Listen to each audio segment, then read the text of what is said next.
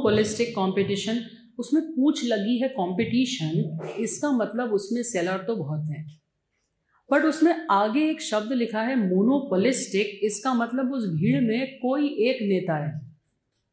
तो इसका मतलब ये है कि पूरे मार्केट में से कुछ लोग एक ग्रुप के लीडर हैं। तो मोनोपोलिस्टिक कंपटीशन वो मार्केट है जिसमें पूरा मार्केट सेगमेंट्स में डिवाइडेड है। जैसे फॉर एग्जांपल मैं टूथपेस्ट की बात करूं तो कोलगेट, पेप्सोडेंट, ओरल बी, ये थोड़े महंगे टूथपेस्ट हैं, इनकी एक कैटेगरी हो गई। अब इनके अंदर का एक लीडर हो गया कोलगेट, जिसके पास सबसे ज़्यादा मार्केट शेयर है। दूसरे हो गए नीम, बबूल, डाबर, सेकंड कैटेगरी हो गई। तीसरी हो गई पतंजलि, रामदेव बाबा, और चौथा हो गया लाल दंत मंजन, काला दंत मंजन, पाउडर वाले है ना, बैद्यनाथ के। तो ये 4 ग्रुप हो गए और हर ग्रुप में कोई ना कोई एक खासियत है क्योंकि उनका प्रोडक्ट अलग अलग है। There is high degree of product differentiation. Product differentiation का मतलब होता है फीचर्स में और क्वालिटी में कोई प्रोडक्ट अलग है और उस अलग को दिखा दिखा कर वो कस्टमर को लुभा रहा है और लुभा कर ज़्यादा प्राइस चार्ज कर रहा है। जैसे तुम खड़ी हो जाओ, सुबह ब्रश किया था, दांत तो दिखा रही है बताओ, सुबह ब्रश किया था? मैंने भी किया था, पर मेरे दांत तुम्हारे दांतों से सफेद कैसे? क्योंकि मेरे टूथपेस्ट में नमक है। तो द पॉइंट इज कि यहाँ इस मार्केट के सारे सेल, बैठ जाओ बेटू, घबरा गई हो इस मार्केट के सारे सेलर जो हैं वो ऐसे अलग अलग बातें बोल के अपना काम चलाते हैं और कस्टमर को लुभाते हैं। जैसे कि वो अपना कोलगेट बोल रहा है कि हमारे अंदर नमक है, एक बोल रहा है मेरे अंदर नीम है, एक बोल रहा है बबूल के कांटे हैं, सारा दांत साफ कर देंगे, एक कह रहा कोयला है, अरे मतलब कुछ भी नहीं छोड़ा 4 कोल है। तो ये जो अलग अलग फीचर्स हैं इसको दिखा दिखा के और हम अपनी प्राइस अतिरिक्त एक्स्ट्रा चार्ज कर रहे हैं, इसको कहते हैं प्रोडक्ट डिफरेंशिएशन। प्रोडक्ट डिफरेंशिएशन शब्द का मतलब होता है that you are using the customer sentiment और अपने प्रोडक्ट की खासियत आप उनको दिखा के एक्स्ट्रा प्राइस चार्ज कर रहे हैं। और कस्टमर भी इतना महान है कि उसको बरसों तक वो एडवर्टाइजमेंट याद रहता है। जैसे दूध सी सफेदी सबकी पसंद निरमा, वॉशिंग पाउडर निरमा अब सालो तुमसे पूछोगे सेक्शन 2E क्या है तो 2 मिनट में सोचोगे एग्रीमेंट है, मगर वो निरमा का ऐड तुमने जाने कितने साल पहले सुना होगा मगर तुमको याद है। कुल मिला के बात क्या हो रही है कि एडवर्टाइजमेंट आदमी को मूर्ख बनाने का जरिया है।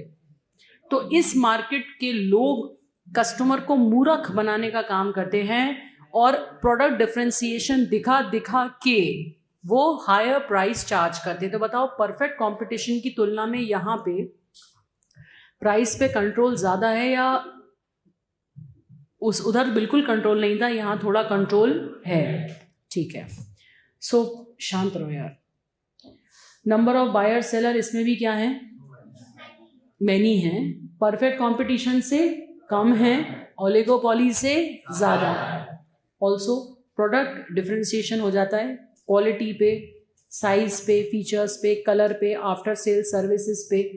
उसके बाद एंट्री एग्जिट क्या है, फ्री, और control is higher.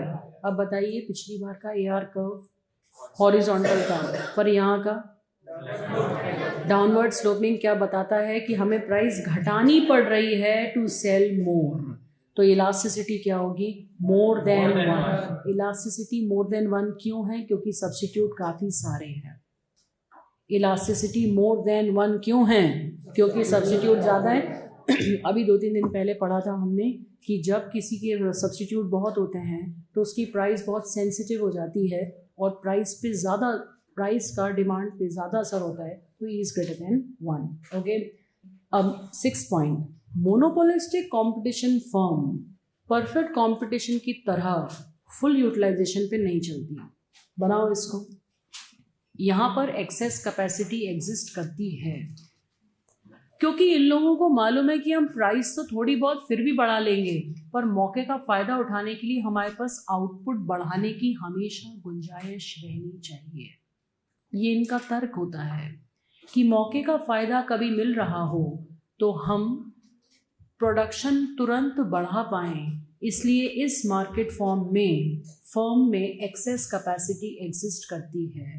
Firms optimum size की नहीं होती हैं, उनके पास इतने सब्स्टिट्यूट रहते हैं, इनको डर रहता है कि कोई ज़्यादा बढ़ रहा होगा तो हमको भी प्रोडक्शन करके सारे दुकानों पे सामान पहुंचाना पड़ेगा, इस वजह से वो ज़्यादा रहता है, ऑप्टिमम साइज की नहीं होते। याद रहेगा। अब आइए ओलिगोपॉली पे। कहाँ आइए? Oligo means 8 and poly means seller. जिस मार्केट फॉर्म में 7-8 सेलर ही हों, मतलब फ्यू, उसे क्या बोलते हैं? ओलिगोपॉली। अब एक को बोलते हैं मोनोपॉली, 2 को बोलते हैं डुओपॉली, और 3 के ऊपर 12-13 तक बोलते हैं ओलिगोपॉली। ऐसे गिन गिन के नहीं होता है कि 8 ही हों, बट फ्यू सेलर्स जहां पर हो उसको अपन क्या कहते हैं? ओलिगोपॉली। जैसे इंडिया में aluminium industry, telephone industry, airline industry, car भी इसी कैटेगरी में ला सकते हैं अपन। तो ये सब हो गया ओलिगोपॉली।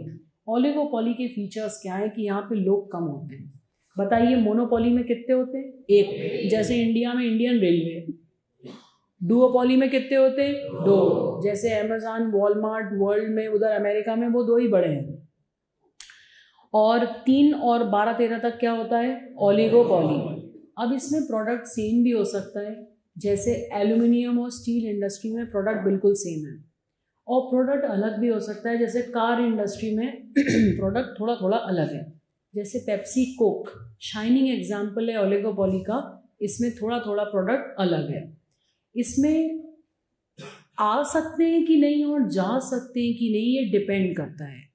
दोनों तरह की ओलिगोपॉली होती हैं, ओपन ओलिगोपॉली, क्लोज्ड ओलिगोपॉली, तो दोनों टाइप का इसमें अलाउड होता है। ऐसे ही इसमें जो 4th पॉइंट है वो इसका सबसे अलग पॉइंट है, म्यूचुअल डिपेंडेंस। इसका मतलब क्या होता है? देखिए, इसका मतलब ये होता है कि एक तरफ है पेप्सी, एक तरफ है कोक। पेप्सी ने अपनी फैक्ट्री में कितने रुपए की पेप्सी बनाई उसको इससे मतलब ही नहीं है। कोक कितने में बेच रहा है उसको इससे मतलब है। वो दोनों इतने ज्यादा प्रतिद्वंदी हैं कि अपना अंदर तो देख ही नहीं रहा कितने का सामान बनाए। वो कितने में बेच रहा है, हम भी उतने में बेचेंगे। They depend on each other for fixing the price, they depend on each other for fixing the output. अगर पेप्सी ने मंडीदीप में ब्रांच खोली है तो कोक भी खोलेगा, सीओर में खोली है तो वो भी खोलेगा। तू डाल डाल, मैं पात पात, तू इधर चल मैं इधर चल, तो ऐसा चलता है। Mutual dependence it is called. उनके आउटपुट के और प्राइस के डिसीजन एक दूसरे को देख के चलते हैं, क्योंकि उनके बीच में जो चलता है कट्टर प्राइस वॉर। प्राइस वॉर का मतलब होता है कि पेप्सी ने 10 रुपए की एक बॉटल थी, कोक की भी 10 रुपए थी। ध्यान से सुनना, एक काम का पॉइंट है। पेप्सी ने 9.5 रुपए की कर ली, तो कोक ने क्या किया, उसका देखा देखी उसने भी 9.5 की कर ली। तो हम तो डूबेंगे सनम, तुमको भी ले डूबेंगे वाली बात हो गई। कितना कोई कम करेगा? कम करने की भी एक लिमिट है ना। तो यहाँ कोई फंसता ही नहीं है प्राइस कम करने की झंझट में। उसके बाद पेप्सी ने सोचा कि प्राइस बढ़ा लूँ, तो सारे यंग कस्टमर्स थे। अब कॉलेज के बच्चों की एक टोली निकली, एक ने कहा अरे यार इसमें 10-15 रुपए ज़्यादा लग जाएंगे, तो उन्होंने उतने से के चक्कर में छोड़ दी। तो कोई 50 पैसे प्राइस ना बढ़ाने की सोचता ना प्राइस कम करने की सोचता, इसलिए प्राइस हो जाती है rigid, which is called price rigidity, जिसकी वजह से डिमांड कर्व में आ जाता है एक डेंट कि उधर पे जाके अटक गई प्राइस और वहां से हिल ही नहीं रही है। सालों साल तक वही चल रही है प्राइस, और ये इसका साक्षात गवाह हूं मैं। हम बीएसएस कॉलेज में थे 20 साल पहले, पेप्सी की बोतल इतनी बड़ी तब भी 8 रुपए की आती थी, अभी भी 8 रुपए की आ रही है। मुश्किल से 1-2 रुपए का चेंज आया, प्राइस ही चेंज नहीं हुई, क्योंकि कोई हिम्मत ही नहीं कर पा रहा प्राइस चेंज करने की। बाकी हर चीज की प्राइस न जाने कितने गुना हो गई कि वो वहीं की वहीं चल रही है। सो इसके अंदर जो प्राइस है वो एक जगह अटक जाती है, इसको कहते हैं किंक, डेंट, किंक। इतना इंपॉर्टेंट है ये कि kink demand curve American economist Sweezy ने दिया था। किसने दिया था? American economist Sweezy. इन्होंने कहा था कि इसमें डिमांड कर्व के ऊपर के साइड पर इलास्टिसिटी क्या है? मोर देन 1, और इसके नीचे क्या है? Less than 1। सो इसमें ग्रुप बिहेवियर होता है। बोलो हाँ या ना? क्या होता है इसके अंदर? ग्रुप बिहेवियर का मतलब होता है जैसा सब करते थे, सब करते हैं वैसे ही सब, जैसा जो पहला करता है वही सब करते हैं। इसमें होती है प्राइस रिजिडिटी। क्लियर है सबको? ये जो किंक है ये क्या शो करता है? प्राइस अटक गई है एक जगह, ये मन अटक गया है। वाह! तो एक जगह अटक जाती है प्राइस, उसको कहते हैं price rigidity. American economist Sweezy ने इसको सबसे पहले ऑब्जर्व किया था। ये क्यों? ध्यान से लिखिएगा। Response of customer to price increase is more. जैसे ही आप प्राइस बढ़ाते हो कस्टमर फैल जाता है, घर में बैठ जाता है। प्राइस कम करने पे इतने लोग नहीं आते, बट प्राइस बढ़ाने पे सब निकल लेते हैं। तो ये इतना बारीक पॉइंट है। Response of customer to price rise is more, demand will fall fast. Response of customer to price rise is more, demand एकदम से कम हो जाती है। और response of price decrease is less. अपन प्राइस कम करके भी बैठो तो कोई आता ही नहीं है कि खूब डिमांड हो गई तो अपन खुश हो गए, ऐसा होता ही नहीं है। और दूसरी फर्म पहले कॉपी कर लेती है, इससे सब इससे डरते हैं। Okay, is that clear? बताइए, अपन इधर फीचर्स पे चल रहे थे। Few buyer seller, few buyer नहीं, फ्यू सेलर। क्लियर है सबको? एंट्री और एग्जिट दोनों हो सकते हैं। म्यूचुअल इंटरडिपेंडेंस होती है। प्राइस रिजिडिटी के सारे पॉइंट मैंने तुम्हें बता दिए। Advertisement cost is very high, क्योंकि एक पेप्सी वो उसको ले आएगा आमिर खान को, तो एक सलमान खान को करोड़ों रुपए ऐड के लेते हैं। वो भाई साहब अपने कोहली 2.5 करोड़ रुपए लेता है एक ट्वीट के, हैं? हाँ, वो इंस्टाग्राम पोस्ट के नहीं कितने लेता है, ट्वीट 8.5 लाख करोड़ भैया। तो there is high advertisement cost. Price war यहाँ पे छिड़ने की, प्राइस वॉर की चांसेस होते हैं। प्राइस वॉर का मतलब देखते हैं कौन कितने कम में बेच सकता है। प्राइस लीडरशिप का भी मतलब होता है कि कौन सबसे कम प्राइस पे बेच पाता है। Advertisement cost is heavy. Group behaviour and competition is there between few people and everyone tries to charge more profit कमाना चाहते हैं। बताओ, जब उनको profits tries to maximize profit by charging more than perfect competition but less than monopoly। चलो लिख लिया ये, everyone tries to maximize profit by charging more than perfect competition। वहाँ तो बहुत ही कम प्राइस रहती हैं, but less than monopoly, क्योंकि monopoly तो बाप है, वो तो अकेला है, कुछ भी कर ले। ओके एवरीवन, लिख लिया ये सब। अब टाइप्स ऑफ ओलिगोपोली। कई तरह की ओलिगोपोली हो सकती हैं। सबसे पहली प्योर, जिसमें प्रोडक्ट सेम रहता है, उसको कहते हैं प्योर ओलिगोपोली। प्योर कंपटीशन में प्रोडक्ट सेम रहता है ना। ऐसे ही पार्शियल ओलिगोपोली, वो एक गाना आया था ना, मुन्नी बदनाम हुई डार्लिंग तेरे लिए, है ना, उसके चक्कर में वो झंडू बाम फेमस हो गया था। हाँ, तो एग्जाम्पल याद रखना, मैम ने कहा था मुन्नी बदनाम हुई झंडू बाम। सारे बामों में पहले बाम किसका नाम याद आता है? झंडू बाम।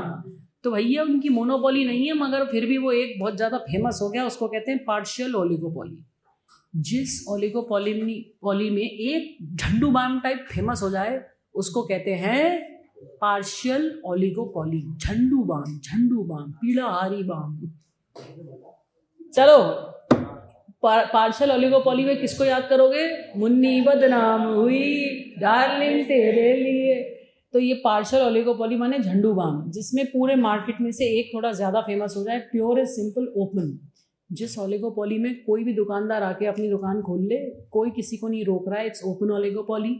बट जिसमें रिस्ट्रिक्शंस कर रखी हैं पुराने वालों ने, मार्केट को इतना जकड़ रखा है कि कोई नया आ ही नहीं पाता, उसको क्लोज ओलिगोपोली कहते हैं। उसका एग्जाम्पल है OPEC, organisation of petroleum exporting countries of the world.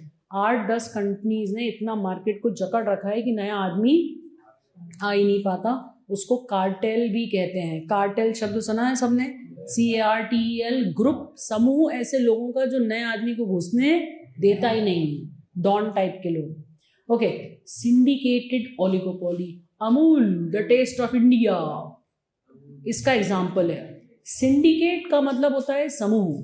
जैसे तुम सब शक्कर के विक्रेता हो और मैं तुम्हारी नेता हूं, तो मैंने तुम सब से कहा कि तुम सब की तो मार्केट में कोई औकात नहीं, तुम एक काम करो, सब लोग जितनी जितनी शक्कर बना रहे हो वो यहाँ पूल इकट्ठा कर दो मेरे पास।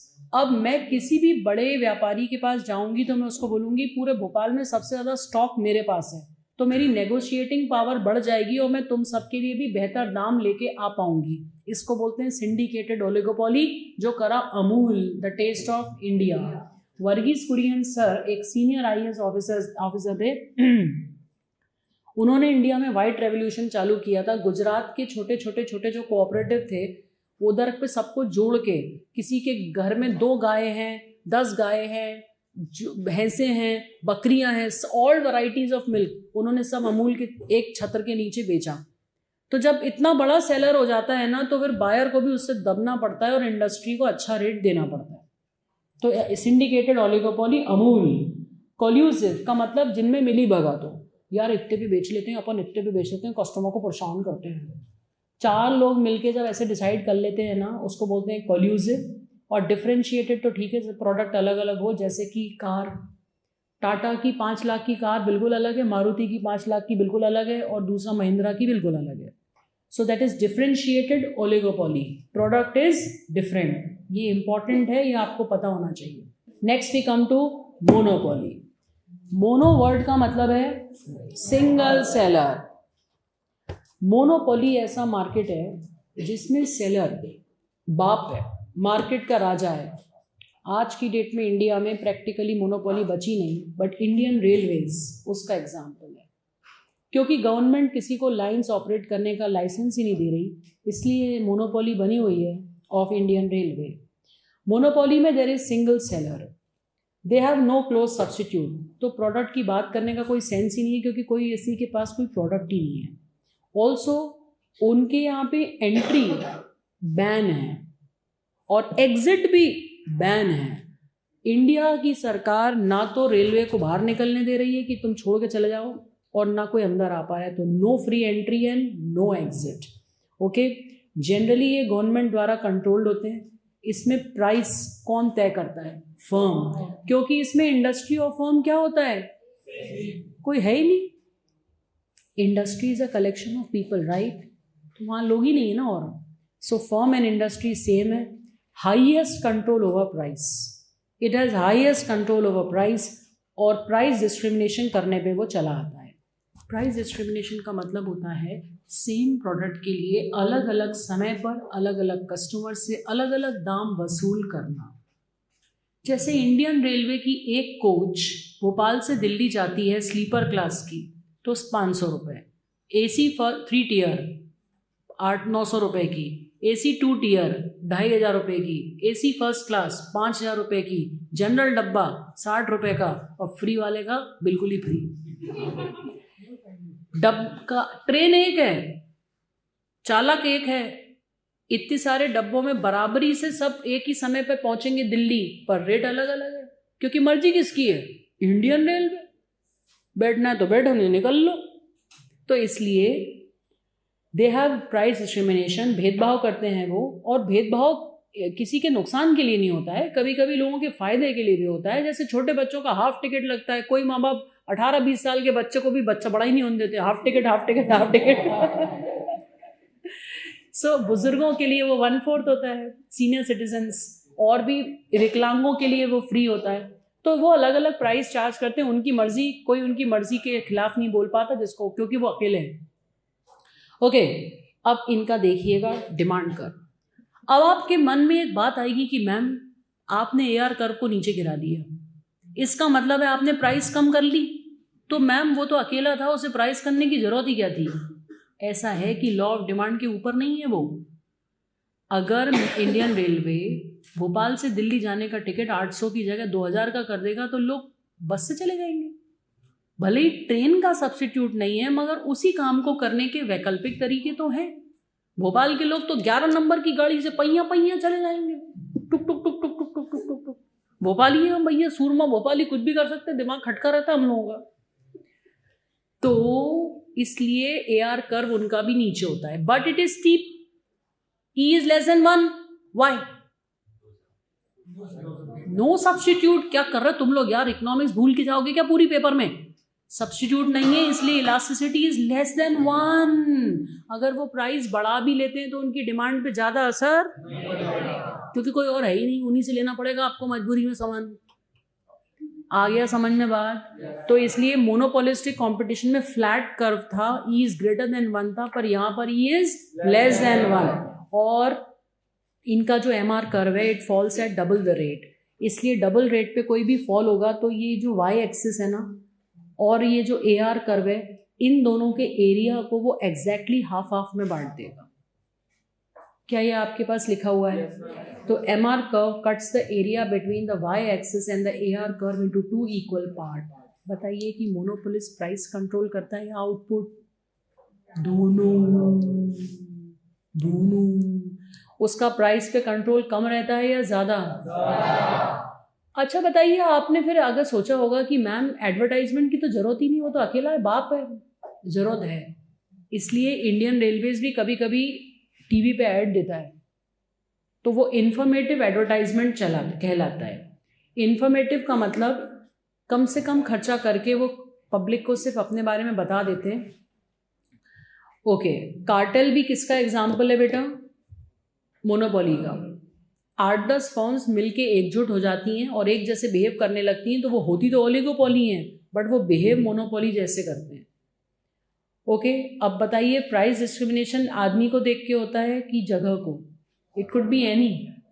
जैसे इंडियन रेलवे सीनियर सिटीजन का और बच्चों का चार्ज अलग लेता है, तो आदमी को देख के हुआ। अभी अपन एमपी नगर में बैठे हैं, कमर्शियल रेट पे आप यहाँ बिजली का बिल भर रहे हैं, तो घर पे जो बिजली 4 रुपये यूनिट है वो यहाँ 8 रुपये यूनिट है, क्योंकि कमर्शियल यूज़ हो रहा है। ऐसे ही लोकेशन देखकर गांव में जो बिजली का रेट है वो अलग है और शहरों में अलग है। तो ये प्राइस डिस्क्रिमिनेशन कुछ भी देखकर हो सकता है। मोनोपोली एक ऐसा मार्केट है जहाँ पे सिंगल सेलर है।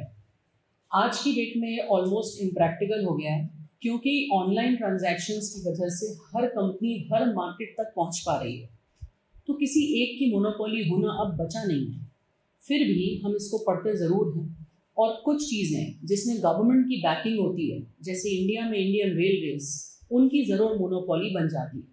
मोनोपोली का कंप्लीट कंट्रोल होता है अपनी प्राइस पर और अपने आउटपुट पर, कि वो कब कितना बनाए और कितना बेचे, दोनों चीज़ों का उसके ऊपर उसका कंट्रोल रहता है।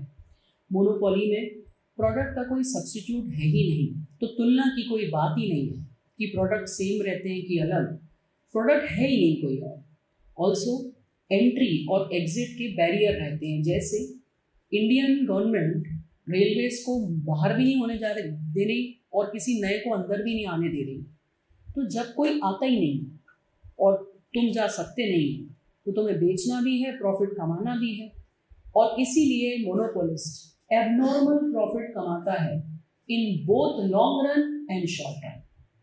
बाकी सारे मार्केट फॉर्म्स सिर्फ लॉन्ग रन में एक बार को सोच भी सकते हैं सुपरनॉर्मल प्रॉफिट कमाने की, बट मोनोपोलिस्ट राजा होता है। शॉर्ट रन में भी कोई नहीं आता उसका प्रतिद्वंदी, ना लॉन्ग रन में। तो वो long run plus short run में एबनॉर्मल प्रॉफिट कमाने वाला एकमात्र मार्केट फॉर्म है। तो ये एक महत्वपूर्ण बात है, एग्जाम की भी बात है। देन मोनोपोली में प्राइस फर्म खुद ही सेट करती है। मोनोपोली में इंडस्ट्री कोई होती ही नहीं है, तो firm is equal to the industry, और इसलिए उसका दूसरे किसी के ना होने की वजह से एकाधिकार होता है प्राइस फिक्सेशन पे। मोनोपोलिस्ट प्राइस डिस्क्रिमिनेशन फॉलो करता है, विच इज़ भेदभाव, किसी खराब नियत से नहीं, ज़्यादा प्रॉफिट कमाने की इंटेंशन से। तो मोनोपोलिस्ट में अलग अलग प्राइस चार्ज करने का एग्जाम्पल इंडियन रेलवेज है। मोनोपोलिस्ट का डिमांड कर डाउनवर्ड स्लोपिंग होता है। क्यों? क्योंकि वो लॉ ऑफ डिमांड को बीट नहीं कर सकता। लॉ ऑफ डिमांड कहता है कि आप प्राइस कम करोगे तभी सामान ज़्यादा बिकेगा। तो माना वो अकेला है, बट इसलिए उसको भी प्राइस तो कम करनी पड़ती है। और इसलिए आप कभी देखो कि आप 72 की 72 सीटें बुक करो इंडियन रेलवेज़ की, तो वो तक आपको डिस्काउंट देते हैं। आपने कभी कोशिश करी नहीं होगी, पर जो ट्रिप्स जाते हैं और ये जाते हैं तो उसमें वो बोगी के भी चार्ज को कम करते हैं कि 72 सीट किसी एक ने पूरी इकट्ठी बुक करी। ऑल्सो मोनोपोलिस्ट का जो डिमांड कर्व है वो स्टीप होता है, क्योंकि उसकी elasticity of demand less than 1 है। लेस देन 1 होने का यहाँ मतलब है कि जब कोई सब्स्टिट्यूट है ही नहीं तो वो प्राइस बढ़ा भी लेगा तो डिमांड पर ज़्यादा असर नहीं होगा। होगा तो, बट ज़्यादा नहीं होगा। किसी को अगर 500 रुपये की टिकट भोपाल से दिल्ली की है, कुछ 600 की भी हो गई तो क्या करें? इंडियन रेलवेज का सब्स्टिट्यूट है ही नहीं। बारिश में आप अगर ट्रक में जाओ, ट्रेन में जाओ, कार में जाओ, 2 व्हीलर में जाओ, पॉसिबल ही नहीं है। सड़क कब चटक जाए और आप निपट जाओ। मगर इंडियन रेलवेज में अगर आप बारिश में भी जाते हो तो वो तो बहुत रेयर चांस है कि एक्सीडेंट होता है, वरना देश में इतनी गाड़ियाँ चलती हैं, ऐसे एक्सीडेंट रोज़ कभी होते नहीं हैं। तो it is the safest and the cheapest even in rain and in any weather condition. तो उसको कैसे आप बीट कर पाओगे? इसलिए वो महंगा होने पर भी लोग उसी से जाते रहते हैं। तो दैट्स वाई प्राइस बढ़ने पर भी डिमांड कम नहीं होती। As we all know, AR curve और MR कर्व का रिश्ता ये है कि MR curve falls at double the rate and AR curve falls at half the rate. तो इसलिए इस एरिया को एग्जैक्टली 50%, डबल रेट का मतलब जिस रेट से AR गिरा है MR डबल रेट से गिरा है, तो it divides the area into 2 equal parts.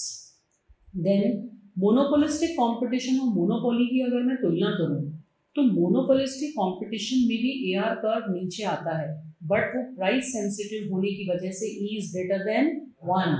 But monopoly में प्राइस सेंसिटिव नहीं होती, इतनी बढ़ा भी लो तो भी लोग तो रहते ही हैं आपके वहाँ खड़े हैं इंतजार में। That's why it is less than 1। क्या ये बात पूरी क्लास को स्पष्ट है? पूरी क्लास को दिल से स्पष्ट है? अगर स्पष्ट है तो आप पाएंगे कि आप आंसर्स बहुत बेहतर और ग्रिप के साथ कर पा रहे हैं, तुक्के में नहीं। उसके बाद 5th पॉइंट, मोनोपोलिस्ट भी एडवर्टाइजमेंट तो करता है, क्योंकि जानकारी तो उसको भी देनी है अपने प्रोडक्ट की। सो इंफॉर्मेटिव एडवर्टाइजिंग वो करता है। हालांकि सारे मार्केट फॉर्म्स की तुलना में परफेक्ट कंपटीशन में तो एडवर्टाइजमेंट होती ही नहीं है, बट जो बाकी 3 है ना, उनमें सबसे कम, उन 3 में सबसे कम मोनोपोली का खर्चा होता है, क्योंकि उसको मालूम है मैं तो हूँ, कोई मुझे जानेगा नहीं जानेगा तो पता कर पुरा के चला आएगा मेरे पास। तो इसलिए वो कम से कम खर्चा करता है on advertisement. Now maximum control उसका होता है प्राइस पर, और तुम्हें प्राइस डिस्क्रिमिनेशन मैंने बता दिया। कार्टेल एक शब्द निकला था कल, organisation of petroleum exporting countries of the world. ये होते तो ऑलिगोपॉली हैं, but they behave like monopoly. They behave like monopoly, इकट्ठे होके इतने संगठित हो जाते हैं कि जो प्राइस तय करते हैं फिर उसी पे काम चलता है। नाउ उसके बाद 7th पॉइंट, मैं पॉइंट वाइज चल रही हूँ। 7th point, professor AC Pigou ने मार्केट में मोनोपॉली के प्राइस डिस्क्रिमिनेशन की 3 स्टेज बताई हैं। इन 3 स्टेजेस में पहली डिग्री उन्होंने कहा जब सेलर ऐसा प्राइस करता है चार्ज कि पूरा कंज्यूमर सरप्लस को वो सिकोड़ ले, चूस ले, इकट्ठा कर ले। मैंने तुम्हें बताया था, कोई स्टूडेंट एग्ज़ाम देने जा रहा है, प्राइस 10 रुपये है, बट वो इतनी जल्दी में है और उसके पास चेंज नहीं है, ना उसके पास ना दुकानदार के पास, तो वो एक पेंसिल के लिए भी 50 रुपये दे के निकल लेता है, तो उसका सरप्लस कितना है? 40। तो फर्स्ट डिग्री में मोनोपोलिस्ट पूरे 40 रुपये वसूल करने की टेंडेंसी बनाता है, तो इसलिए seller tries to charge entire consumer surplus from the customer. तो ये कौन सी डिग्री हुई? First degree. Now second degree में कंज्यूमर सरप्लस का वो हिस्सा लेने की कोशिश करता है। जैसे पिछले टॉपिक में 40 अगर कंज्यूमर सरप्लस है तो वो कुछ आधा अधूरा वसूल करने की कोशिश करता है। This is second degree. और थर्ड डिग्री में सब मार्केट क्रिएट कर लेता है मोनोपोलिस्ट। Example China. कुछ मामलों में चाइना की मोनोपोली है। चाइना जो अपनी दीपावली की चीज़ें होती हैं जैसे सीरीज हो गई, दिए हो गए, इतने सस्ते पे उतर आए कि उनसे सस्ता कोई कर ही नहीं पा रहा है, उनकी मोनोपोली हो गई उसमें। तो चाइना जो है उसने पूरे विश्व को टुकड़ों में बांटा। अगर सपोजिंग ये CFL है या ये ट्यूबलाइट है चाइना की है अगर ये, तो वो US में उसी चीज़ को 200 रुपये में बेचेगा। मैं रुपीज़ में कन्वर्ट करके तुलना के लिए बता रही हूँ। UK में वो उसको 300 में बेचेगा और इंडिया में उसी चीज़ को 50 रुपये में बेचेगा। तो एरिया को देखकर मोनोपोलिस्ट प्राइस को अलग चार्ज करता है, तो सब मार्केट क्रिएट कर लेता है वो in third degree of price discrimination. 7th point है ये। तो 7th पॉइंट जो है कि प्रोफेसर पीगो ने कहा, AC पीगो ने, कि मोनोपोली जो है उसके 3 डिग्री ऑफ प्राइस डिस्क्रिमिनेशन वो करता है। तो ये 3 डिग्रीज इस तरह से स्प्लिट हैं। मोनोपोलिस्ट अलग अलग प्राइस चार्ज करता क्यों, उसको क्या फ़ायदा होता है? काफ़ी सारे फायदे होते हैं। एक, ज़्यादा से ज़्यादा प्रॉफिट कमाने के लिए। अगर चाइना को दिख रहा है कि इंग्लैंड में लोगों की अर्निंग कैपेसिटी और स्पेंडिंग कैपेसिटी बहुत है, तो वो क्यों ना करे एक्स्ट्रा चार्ज। तो ज़्यादा प्रॉफिट कमाने के लिए वो ऐसा करता है। वही प्राइस अगर वो इंडिया में देता तो कस्टमर ही भाग जाते, तो उसको भगाना थोड़ी है कस्टमर को, इसलिए उसने इंडिया में वो प्राइस चार्ज नहीं करी, और जो जहाँ दे सकता है तो वहाँ पे उसने उससे वसूल कर ली। तो प्रॉफिट कमाने की नीयत से वो प्राइस डिस्क्रिमिनेशन करता है। सेकंड, कभी कभी ना स्टॉक एक्स्ट्रा बच जाता है। जैसे चाइना की तो ये खासियत ही है कि अगर सपोजिंग एक प्लास्टिक की प्लेट है, उसमें से उसने कोई चीज़ कट करके बनाई, तो जो बची हुई चीज़ थी ना वो उससे भी कुछ बना लेता है और उसको औने पौने दाम पर डंपिंग का बोलते हैं, उसको डंप कर देता है कि दूसरी कंट्री की इकोनॉमी बर्बाद हो जाए, क्योंकि वो इतना सस्ता बेच रहा है। तो इसलिए एक्स्ट्रा स्टॉक को अपने रॉ मटेरियल के, स्क्रैप के या बने हुए सामान को बस निपटाने के लिए वो कम प्राइस पे भी बेच देता है। उसके बाद इकोनॉमीज ऑफ स्केल को एंजॉय करने के लिए भी मोनोपोलिस्ट ह्यूज स्केल पे बनाता है। What is the meaning of economies of scale? बड़े पैमाने पर, लार्ज स्केल बनाने पर होने वाली बचत, उसको क्या कहते हैं अपन? Economies of scale. अब भोपाल में टॉप एंड टाउन अगर कोई आइसक्रीम बना रहा है, उसके 10,000 पीस बना रहा है वो चॉकोबार की, तो पूरी फिक्स कॉस्ट 10,000 आइसक्रीम्स में स्प्लिट हो गई, तो वो तो सस्ती पड़ी ना, उसकी कॉस्ट तो कम ही पड़ी। वही आइसक्रीम कोई छोटा दुकानदार 10,000 बेच ही नहीं पाएगा, तो वो 100 बनाएगा या 200 बनाएगा, तो 100 और 200 में पूरी उसकी दुकान की फिक्स कॉस्ट स्प्लिट भी करेगा, तो उसका सामान महंगा बनेगा और फिर उससे कोई खरीदेगा नहीं। बोलो हाँ या ना? सो बड़े पैमाने पर जब कोई भी वर्क करता है तो उसकी पूरी कॉस्ट स्प्लिट हो जाती है, तो उसका फ़ायदा उठाता है वो, क्योंकि उसको मालूम है कि मैं ज़्यादा बनाऊंगा तो फिक्स कॉस्ट कम आएगी पर यूनिट, तो मैं सस्ता करके बेचूंगा, इसके लिए भी वो बनाता है। फिर फॉरेन मार्केट्स को कैप्चर करने के लिए भी ऐसा होता है, जैसे कि चाइना ने करा है, उसने श्रीलंका का, नेपाल का, जितनी कंट्रीज को वो अपने अंडर में लेना चाहता है, सबके मार्केट में सस्ता सामान बेच बेच के सबको कैप्चर कर लिया, लोगों को आदत पड़ गई सस्ते की, और अब वो पूरी इकोनॉमीज पे इनडायरेक्टली उनके कंट्रोल कर रहा है।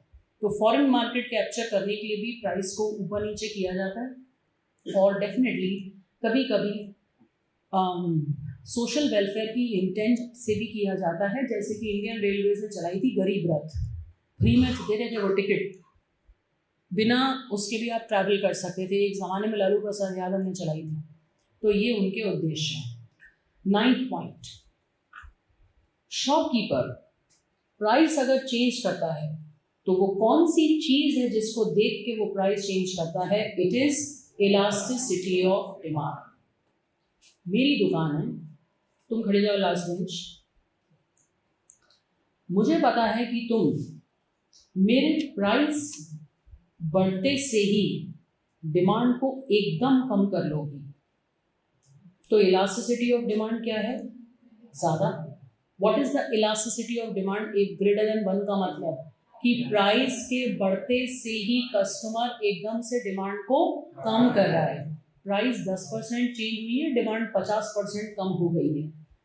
ऐसी स्थिति में मैं क्या, कोई भी दुकानदार हिम्मत करता क्या प्राइस बढ़ाने की? तो प्राइस बढ़ाऊं या ना बढ़ाऊं, ये इलास्टिसिटी पे निर्भर करता है। जहां आपको दिखा कि मेरा कस्टमर प्राइस के बढ़ने से एकदम पीछे खिसक जाएगा, तो मैं प्राइस बढ़ाऊंगी नहीं, भैया चल रहा है। मैं आपको समझा रही हूँ। सेकंड, बैठो, तुम खड़े हो, मैंने दिमाग लगा लिया कि मैं अगर प्राइस बढ़ा भी लूंगी तो जो मैं गुड्स बेच रही हूँ वो इतने इम्पोर्टेंट हैं, नेसेसिटी है, कि तुम डिमांड कम करोगे ही नहीं। तो इलास्टिसिटी ऑफ डिमांड क्या है? Less than 1। तो मुझे अब तुम्हारी नस पकड़ में आ गई कि मैंने प्राइस बढ़ाई तो भी वो वस्तु तुम्हारे लिए इतनी ज़रूरी है कि तुम तो झक मार के खरीदोगे। तो जब मुझे दिखा कि elasticity of demand less than 1 है, तो बताओ मैं प्राइस बढ़ाऊंगी कि नहीं? बढ़ाऊंगी, क्योंकि मैं तो प्रॉफिट कमाने बैठी हूँ, चंदे खाते में दुकान खोली है।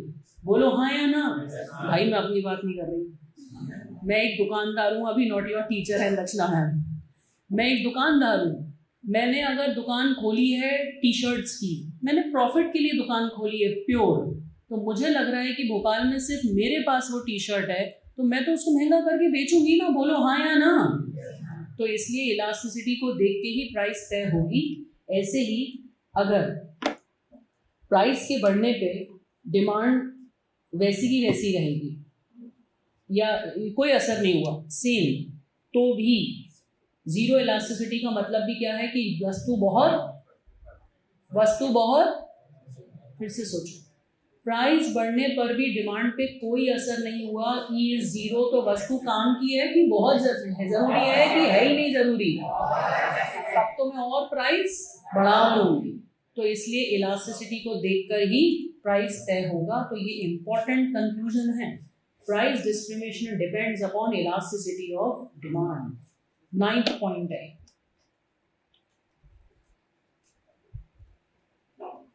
मोनोपोलिस्ट इलास्टिसिटी ऑफ डिमांड को देखकर ही प्राइसेस को सेट करता है। जहां उसको समझ में आया कि इलास्टिसिटी इज ग्रेटर देन 1, मैंने प्राइस बढ़ाई और कस्टमर हटा, वो प्राइस नहीं बढ़ाएगा। जहां उसको लगा कि मैंने प्राइस बढ़ाई, कस्टमर की मजबूरी है, वो वहीं खड़ा रहेगा, मुझसे ही खरीदता रहेगा, तो प्राइस बढ़ाएगा। ये आपको सेंस समझ में आना चाहिए, बिजनेस सेंस है ये, बहुत basic, it's too basic. Economy में तो इन्फ्लेशन आ ही सकता है, इसीलिए गवर्नमेंट मोनोपोली बनने ही नहीं देती आज की डेट में। कंपटीशन एक्ट को लागू करके गवर्नमेंट ने मोनोपोली बनाने का झंझट ही खत्म कर दिया, अब कोई मोनोपोली नहीं बना सकता। क्या मैं आगे बढ़ सकती हूँ? 9th पॉइंट था ये। 10th point, reasons of monopoly. 10th point, reasons of monopoly. देखो, नेचुरल मोनोपोली तो इकोनॉमीज ऑफ स्केल की वजह से ही होती है। तो नेचुरल मोनोपोली किस वजह से होंगी? Due to economies of scale. बड़े पैमाने पे जो प्रोड्यूस करेगा उसको उसकी पर यूनिट लागत कम पड़ेगी, वो कम प्राइस चार्ज करके भी अपना काम चला लेगा और मोनोपोलिस्ट बन जाएगा। तो नेचुरल मोनोपोलीज तो होती है इकोनॉमीज ऑफ स्केल से, बट अदरवाइज 4 मुख्य कारण हैं। एक तो control over resources. For example, विश्व की एक बहुत बड़ी कंपनी है डायमंड की, डीबीआर्स। पूरे विश्व में साउथ अफ्रीका में सबसे ज़्यादा डायमंड के खदान हैं और उसका 80-90% मालिक है डीबीआर्स कंपनी। तो जिसके पास रॉ मटेरियल है उससे कौन जीत पाएगा? रॉ मटेरियल ही तो सबसे बड़ा कंपोनेंट होता है किसी भी प्रोडक्ट की कॉस्ट में। बोलो हाँ या ना?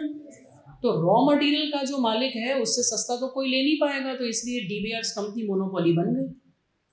In this second, registration of patent.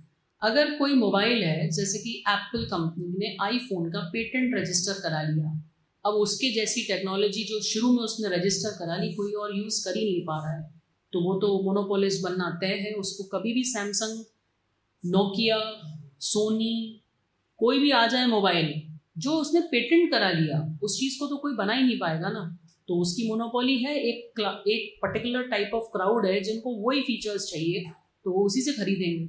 अब चाहे वो 30,000 से शुरू हुआ मोबाइल अब 2 लाख का पहुंच रहा है, बन जाने कितने का पहुंच रहा है पता नहीं, लोग फिर भी खरीदे जा रहे हैं। गवर्नमेंट लाइसेंस, जैसे इंडिया का इंडियन रेलवेज, अगर इंडियन रेलवेज लाइसेंस ही नहीं देगी तो कैसे बनाएगा कोई? दूसरी ट्रेन कहाँ चलाएगा? तो इसलिए इंडियन रेलवेज का तो मोनोपोली होना ही है। लाइसेंस चाहिए ना उसके लिए।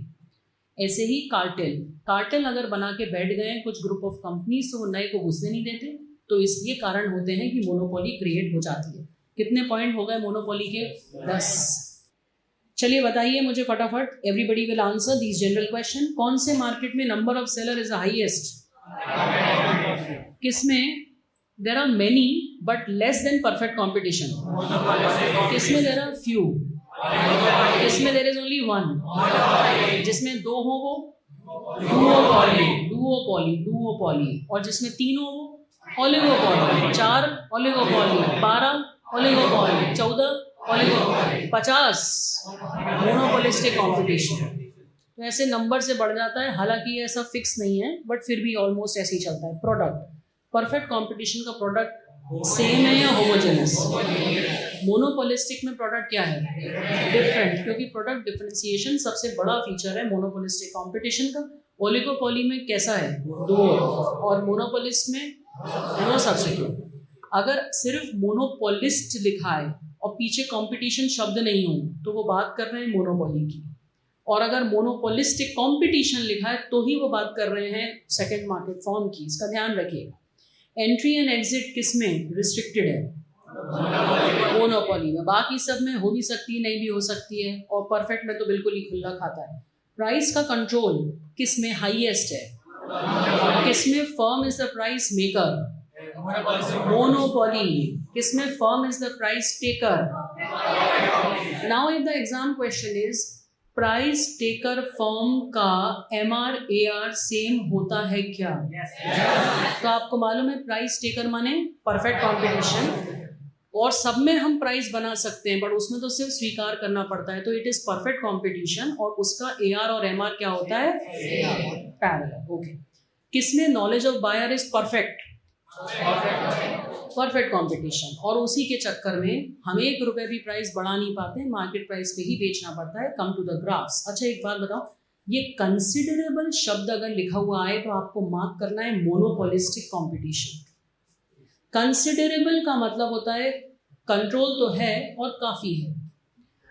ओलिगोपॉली में भी कंट्रोल तो है बट उसमें एक शब्द घुस गया, म्यूचुअल डिपेंडेंस। तो अगर मैंने 10 रुपए का सामान बनाया है बट सामने वाला 9 रुपए में बेच रहा है तो मुझे झक मार के 9 रुपए में बेचना पड़ेगा। तो मैं कर तो सकती थी कंट्रोल प्राइस को, बट मेरे को निर्भर होना पड़ रहा है दूसरे पे, इसलिए म्यूचुअल इंटरडिपेंडेंस के कारण वो नहीं हो पाता है। और हाईएस्ट कंट्रोल किसमें होता है? मोनोपोली में। मगर तो वर्ड आए कंसिडरेबल, मतलब काफी सारा, तो इट इज मोनोपोलिस्टिक कंपटीशन, और no control perfect competition. Okay. Demand curve perfect competition का क्लियर है। Elasticity is infinity. AR MR demand curve सब सेम है एंड इट इज हॉरिजॉन्टल। ये दोनों को देख के आप बताइए दोनों में से कौन सा ओलिगोपॉली है? सेकेंड वाला, क्योंकि उसका डिमांड कर्व इनडिटरमिनेट है। उसके ऊपर के भाग का इलास्टिसिटी ग्रेटर देन 1, नीचे के भाग का लेस देन 1। और यहाँ पर अगर ये ग्राफ होता और ये लास्ट वाला होता, बिना नाम के बताइए कौन सा मोनोपोली है? क्योंकि उसका डिमांड कर्व स्टीप है। और कौन सा फ्लैटर है? Monopolistic competition. दोनों में ही AR MR कर्व हाफ और डबल रेट के सिद्धांत को फॉलो करते हैं, बट इसमें सब्स्टिट्यूट बहुत है, असर हो जाता है, प्राइस बढ़ा नहीं सकते इतना इजीली, इसलिए ये है ग्रेटर देन 1 और वो है less than 1। I hope everybody is clear with each aspect of this chart, हाँ या ना? तो ये वाले बाकी पॉइंट्स जो मैंने आपको बोले 20 तक वो हम करेंगे। 4th यूनिट स्टार्ट करते हैं मार्केट का output determination. 4th unit output determination, please be attentive in the class. ये कंसेप्ट क्या है आउटपुट डिटर्मिनेशन का, इसको अपन थोड़ा सा समझ लें। मैं बनाती हूँ टेबल, मेरी एक फैक्ट्री है, उस फैक्ट्री में मुझको फिक्स कॉस्ट और वेरिएबल कॉस्ट दोनों को लगा के मैं इस टेबल को बनाती हूँ। मेरी फैक्ट्री की फिक्स कॉस्ट है 1 लाख रुपए पर मंथ, और वेरिएबल कॉस्ट तो निर्भर करती है कि मैं कितनी नंबर ऑफ टेबल्स बनाती हूँ। वेरिएबल कॉस्ट में मेजरली लेबर कॉस्ट और रॉ मटेरियल कॉस्ट मैं खर्च करती हूँ। बोलिए हाँ या ना? मेरी फैक्ट्री की मैक्सिमम क्षमता है एक महीने में 500 टेबल। अब बात आई कि मैं आराम से अपना व्यापार कर रही थी, हर महीने हम 480, 490, 450 ऐसी टेबल के ऑर्डर मिलते थे, हम टेबल बना लेते थे, ठीक ठाक व्यापार हमारा चल रहा था, प्रॉफिट के लिए ही हम काम कर रहे थे और हम लोग उतने ही आउटपुट लेवल पे चल रहे थे, 450, कभी 480 ऐसा। एक दिन मेरे पास 50 टेबल का ऑर्डर आया और उस ऑर्डर को जोड़ के मेरे इस महीने की 550 टेबल हो जाती, मगर मेरी फैक्ट्री में कितनी मैक्सिमम टेबल बन सकती थी। तो अगर मुझे 50 टेबल एक्स्ट्रा इस ऑर्डर को फुलफिल करना है, यस, तो आप मुझे बताइए कि फिक्स कॉस्ट कितनी और लग जाती। 1 लाख। मेरी फैक्ट्री में बिल्कुल भी जगह नहीं है कि 50 टेबल भी एक्स्ट्रा बन पाएँ, तो वो 50 टेबल बनाने के लिए पूरी एक और फैक्ट्री लेनी पड़ती। फिक्स कॉस्ट तो एक ही बार में लगती है, किश्तों में थोड़ी लगती है, बोलो हाँ या ना। तो 1 लाख रुपए लगा के मैं वो करती और वेरिएबल कॉस्ट ज़रूर 50 टेबल की एक्स्ट्रा लगती, तो उसमें तो कोई दिक्कत नहीं थी। बट क्या 1 लाख रुपए लगा कर 50 टेबल से मैं उसको वसूल कर पाती? तो अक्लमंदी क्या कहती कि वो ऑर्डर कैंसिल कर। तो हर व्यापारी को हर वक्त ये निर्णय लेना पड़ता है कि वो कितना आउटपुट बनाए कि उसको मैक्सिमम प्रॉफिट हो। तो इस सिचुएशन को कहते हैं प्रॉफिट मैक्सिमाइजेशन या producer equilibrium. Producer equilibrium is a stage where the producer is earning maximum profit.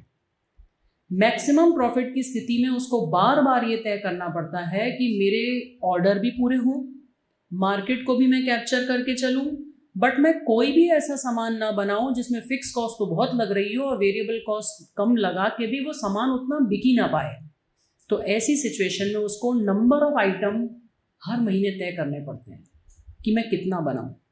उसको स्टडी होना चाहिए उसके डिमांड की, उसके कॉम्पिटिटर्स द्वारा की जा रही सप्लाई की, कस्टमर की परचेजिंग पावर की, हर चीज़ की उसको समझ होना चाहिए। और सबसे ज़्यादा समझ होना चाहिए कॉस्टिंग चैप्टर की, जिसको वो पढ़ता है सीए में। इसीलिए सीएस की कॉस्टिंग इतनी अच्छी होती है क्योंकि उनको उसको पढ़ाया जाता है कि कब क्या कितनी कॉस्ट बिजनेस को डुबा देगी और बचा ले जाएगी। Very very very conceptual thing. तो अब तुम मुझे बताओ, इस मंथ मैं 550 टेबल बनाने का निर्णय लूंगी या 500 पे ही रुक जाऊंगी? तो 500 is my producer equilibrium level. बताओ 500 के ऊपर बनाऊंगी तो क्या उतनी कॉस्ट रिकवर हो पाएगी? तो I will not go up. और अगर मैं 500 से नीचे 450 बनाती हूँ तो बताओ उतना प्रॉफिट हो पाएगा? नहीं, कम हो जाएगा ना प्रॉफिट, क्योंकि उतना कम बिकेगा। बोलो हाँ या ना। तो ना मैं बढ़ाना चाहती हूँ, ना मैं कम करना चाहती हूँ, ना मैं बढ़ाना चाहती हूँ, ना मैं कम करना चाहती हूँ, मैं कितने पे अटक गई? तो that 500 is the producer equilibrium level.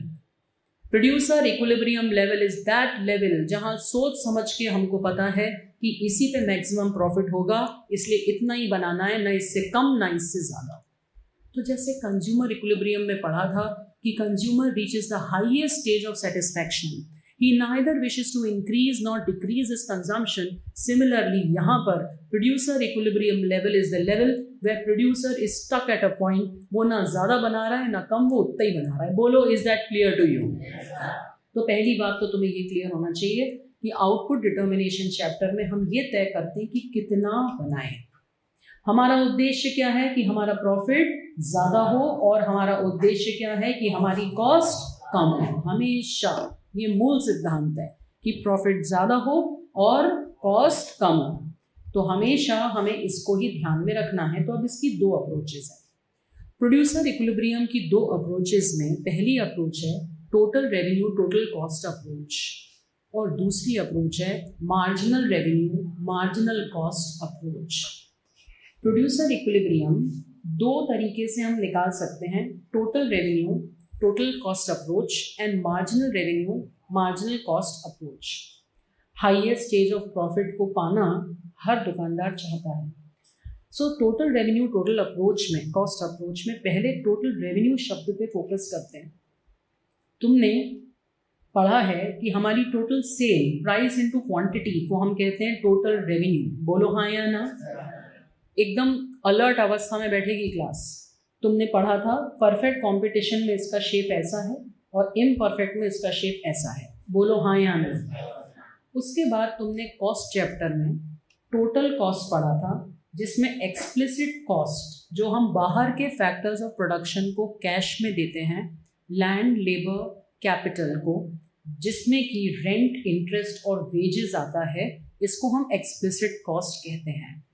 Implicit cost owner जो होता है, जो अपनी सेवाएं देता है, अंदरूनी, बाहर से नहीं लाता। जैसे खुद के घर की शॉप पे वो काम कर रहा है तो घर वालों को वो किराया नहीं देता, तो ये छुपी हुई नॉन कैश कॉस्ट को हम इम्प्लिसिट कॉस्ट कहते हैं। जी, ये नॉर्मल प्रॉफिट भी इसी में शामिल होता है।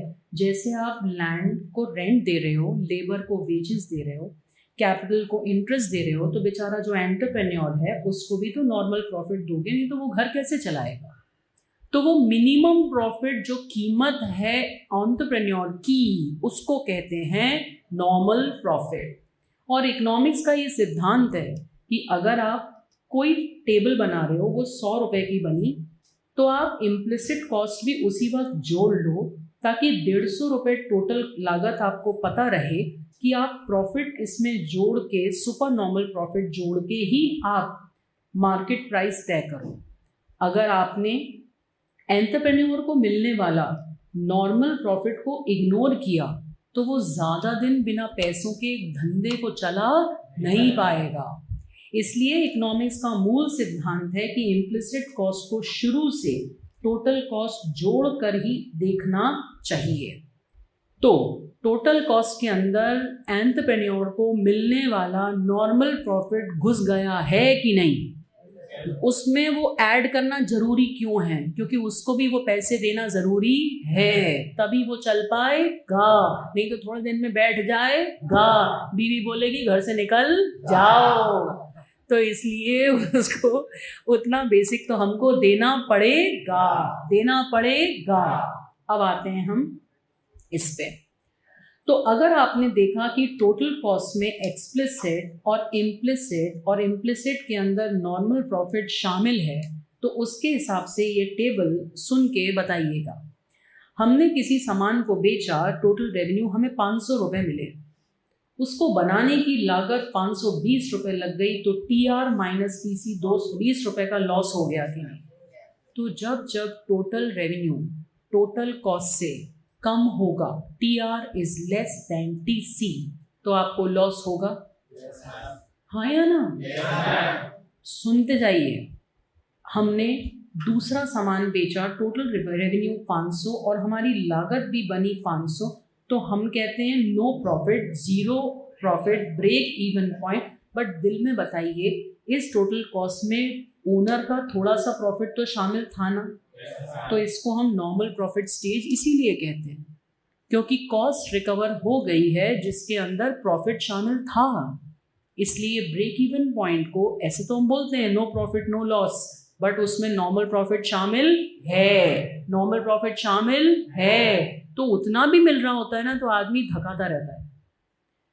देन रेवेन्यू हमारा 500 रुपये हुआ और हमारी कॉस्ट अब कम हो गई, हमने ज़्यादा यूनिट्स बना के टोटल कॉस्ट पर यूनिट कम कर ली, अब हमें प्रॉफिट होने लगा। तो ये कौन सा प्रॉफिट है?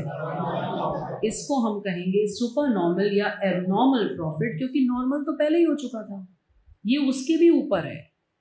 ये प्रॉफिट प्योर प्रॉफिट है, क्योंकि बेसिक घर चलाने वाला प्रॉफिट तो पहली वाली स्टेज पे आ गया था। उसके बाद हम अब और ज़्यादा यूनिट बनाते गए तो पर यूनिट कॉस्ट बढ़ती गई और हमारी कॉस्ट कम होती गई, तो हमें और प्रॉफिट हुआ। फिर हमने और यूनिट बनाए, कॉस्ट और स्प्लिट हुई, तो और हमारा प्रॉफिट बढ़ गया। तो बताइए सुपर नॉर्मल की तीनों स्टेज में बेस्ट स्टेज कौन सी है, 1, 2 या 3? तो इस स्टेज पर फॉर्मूला क्या कहता है कि जब TR माइनस TC का गैप हाईएस्ट होगा वो हमारा बेस्ट स्टेज होगा। बोलिए हाँ या ना। तो अब आपको पता है कि अगर मैं TRTC के फॉर्मूले बनाऊं, सुनिएगा, अगर TR is more than TC, revenue is more than profit, कौन सी स्टेज है? कॉस्ट। कौन सी स्टेज है? Super normal profit. If TR is equal to TC, तो कौन सी स्टेज है? नॉर्मल प्रॉफिट या break even point. And TR is less than TC, तो वो क्या है? लॉस। कोई शक या सवाल? दिल में कोई बवाल? अब चाहे ये फिगर के रूप में आ जाए, चाहे स्टेटमेंट के रूप में आए, आपको पता होना चाहिए। ऑल्सो आपको पता है कि टोटल रेवेन्यू को क्वांटिटी से डिवाइड कर दो तो क्या आ जाता है? एवरेज रेवेन्यू, जो कि क्या होता है? प्राइस। और टोटल कॉस्ट को क्वांटिटी से डिवाइड कर दो तो क्या होता है? Average cost. तो ये दोनों से भी सेम फॉर्मूले बनते हैं, तो ये तीनों फॉर्मूले दिल में घुसे होने चाहिए। बताइए, TR is less than TC तो loss, TR is equal to TC normal profit या break even point, and TR is greater than TC super normal या एबनॉर्मल प्रॉफिट। और अगर उसी चीज को हम एवरेजेस पे भी निकालें तो average revenue is less then average cost तो लॉस। तो कभी कभी वो एवरेज रेवेन्यू की जगह शब्द लिख देते हैं प्राइस। कॉमन सेंस की बात है, जितने रुपए मिल रहे हैं वो लागत से भी कम मिल रहे हैं तो लॉस ही तो होगा। अब एवरेज रेवेन्यू जिसको प्राइस कहते हैं, AR is equal to AC, तो क्या बोलेंगे? Normal profit. If AR is more than AC तो सुपर नॉर्मल प्रॉफिट। ध्यान से सुनिए, अब इसका मैं डायग्राम बना रही हूँ, या 2 मिनट इस बात को मैं डिस्कस कर लेती हूँ। प्रॉफिटेबिलिटी का चेक। परफेक्ट कंपटीशन में सारी फर्म्स शॉर्ट रन में क्या कमाती हैं? Only normal profit, no abnormal profit. Y?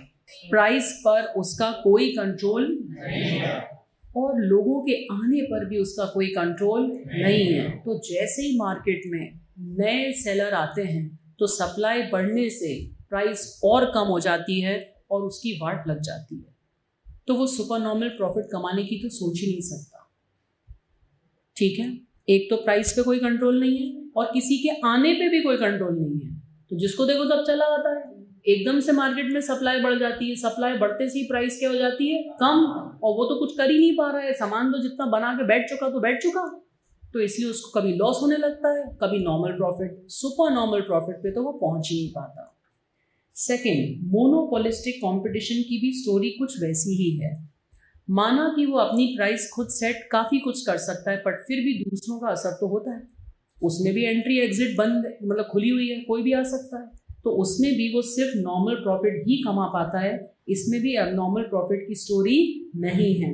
मगर मोनोपोली में वो अकेला होता है, ना शॉर्ट रन में ना लॉन्ग रन में कोई दूसरा होता ही नहीं है। तो जब कोई दूसरा है ही नहीं, तो जहां उसको लगता है मेरी लागत बढ़ी, प्राइस बढ़ा लेता है, तो प्रॉफिट कमा ही लेता है वो। इसलिए एबनॉर्मल प्रॉफिट सिर्फ कौन कमाता है in the long run? Monopoly, चाहे कोई सा भी मार्केट फॉर्म हो, मतलब शॉर्ट रन हो या लॉन्ग, कोई सा भी टाइम हो, एबनॉर्मल प्रॉफिट कौन कमाता है? मोनोपोली। आपको समझ में आ गया? बहुत खुशी की बात है, नहीं तो आप इसको याद कर लें, इंपॉर्टेंट है, ये आपके काम की चीज़ है। अब इसका ग्राफ देखते हैं। इस ग्राफ में ये है टोटल रेवेन्यू। आपने देखा मैंने सीधी लाइन बनाई है, तो क्या हो गया? ये परफेक्ट कंपटीशन। मैं इसको यहाँ से टर्न कर देती तो आप बोलते इम्परफेक्ट कंपटीशन। अब आपने कॉस्ट के चैप्टर में इन्वर्टेड एस शेप पढ़ा था, टोटल कॉस्ट, बोलिए हाँ या ना। तो मैंने यहाँ से इन्वर्टेड एस शेप बना दिया। थोड़ा बहुत शेप ऊपर नीचे होता है, परफेक्ट शेप कभी नहीं होता, मैंने उसको बना दिया टोटल कॉस्ट। अब आप बताइए, जब आप कुछ भी नहीं बना रहे थे, बेच रहे थे, दिस इज आउटपुट। जब आप कुछ भी नहीं बना रहे थे, जीरो, तो भी आपकी फिक्स कॉस्ट तो लगी रही थी ना? बोलो हाँ या ना। तो प्रॉफिट होगा क्या? क्योंकि कॉस्ट ज़्यादा है और कमाई कम है। अब आप सपोजिंग आपने कोई रेस्टोरेंट खोला है, तो आपने शुरू में सारे वेटर रखे, AC की कॉस्ट लगाई, सब लग रहा था और आपकी सेल उतनी नहीं थी। धीरे धीरे आपकी सेल बढ़ना चालू हुई, बट फिर भी रेवेन्यू कम था और कॉस्ट ज़्यादा थी, तो ये पूरा एरिया क्या है? तो हमने अभी पढ़ा कि जब TR is less than TC, it is loss. TR curve नीचे चल रहा है और कॉस्ट कर्व ऊपर चल रहा है, तो कॉस्ट ज़्यादा है और रेवेन्यू कम है। नई दुकान में हमेशा ऐसे ही होता है। शुरू में कोई भी रेस्टोरेंट खुलता है, उसको बिजली लगाना, सोफा लगाना, सफाई करना, वेटर लगाना, एसी लगाना, सब म्यूजिक चलाना, सब करना पड़ता है और कस्टमर उतने आते नहीं हैं, पेशेंस रखना पड़ता है। फिर थोड़े दिन बाद जब धीरे धीरे वो बढ़ने लगती है उसकी सेल, तो वो ब्रेक इवन पॉइंट पे आ जाता है। ब्रेक इवन पॉइंट का मतलब क्या हुआ? TR is equal to TC, दोनों इंटरसेक्ट कर गए, TR is equal to TC, उसे नॉर्मल प्रॉफिट तो यहाँ पे हो ही गया, घर चलाने लायक। बोलो हाँ या ना? फिर धीरे धीरे उसकी ख्याति बढ़ती है और उसकी सेल बढ़ती है। जैसे ही सेल बढ़ती है, लॉ ऑफ वेरिएबल प्रोपोर्शन कहता है कि आप अपनी फैक्ट्री का भी बेटर यूज करोगे और आपकी कॉस्ट क्या होने लगेगी? कम। सेकेंड स्टेज में क्या होने लगेगी? कॉस्ट कम। तो ये सेकेंड स्टेज है actually law of variable proportion की। लॉ ऑफ वेरिएबल प्रोपोर्शन की कौन सी स्टेज बेस्ट है? सेकेंड, क्योंकि सेकेंड स्टेज में ज्यादा सामान बनाने के कारण लागत, कॉस्ट क्या होने लगी है? कम। ये कॉस्ट का कर्व है, देखिए ये हो गई कम और रेवेन्यू धीरे धीरे धीरे धीरे बढ़ रहा है। बोलो हाँ या ना? अब इस बढ़ने में गैप बढ़ता जा रहा है, बढ़ता जा रहा है, बढ़ता जा रहा है और इस लेवल पर, इस लेवल ऑफ आउटपुट पर आप देखिएगा डिफरेंस या distance between TR and TC is highest. So इस ग्राफ के हिसाब से this point is the producer equilibrium level. जिस पॉइंट पे हाईएस्ट डिफरेंस है between TR and TC, this is your maximum stage profit and this full stage is second stage of law of variable proportion. Is a second stage of law of variable proportion जो कहता है कि second stage is the economic stage, good stage. First and third are absurdity. बोलो हाँ या ना? इसमें cost क्या हो रही है? कम और प्रॉफिट धीरे धीरे बढ़ रहा है। सो दिस गैप, मगर उसके बाद भी क्या हुआ? गैप भले ही कम हुआ पर है तो प्रॉफिट ही।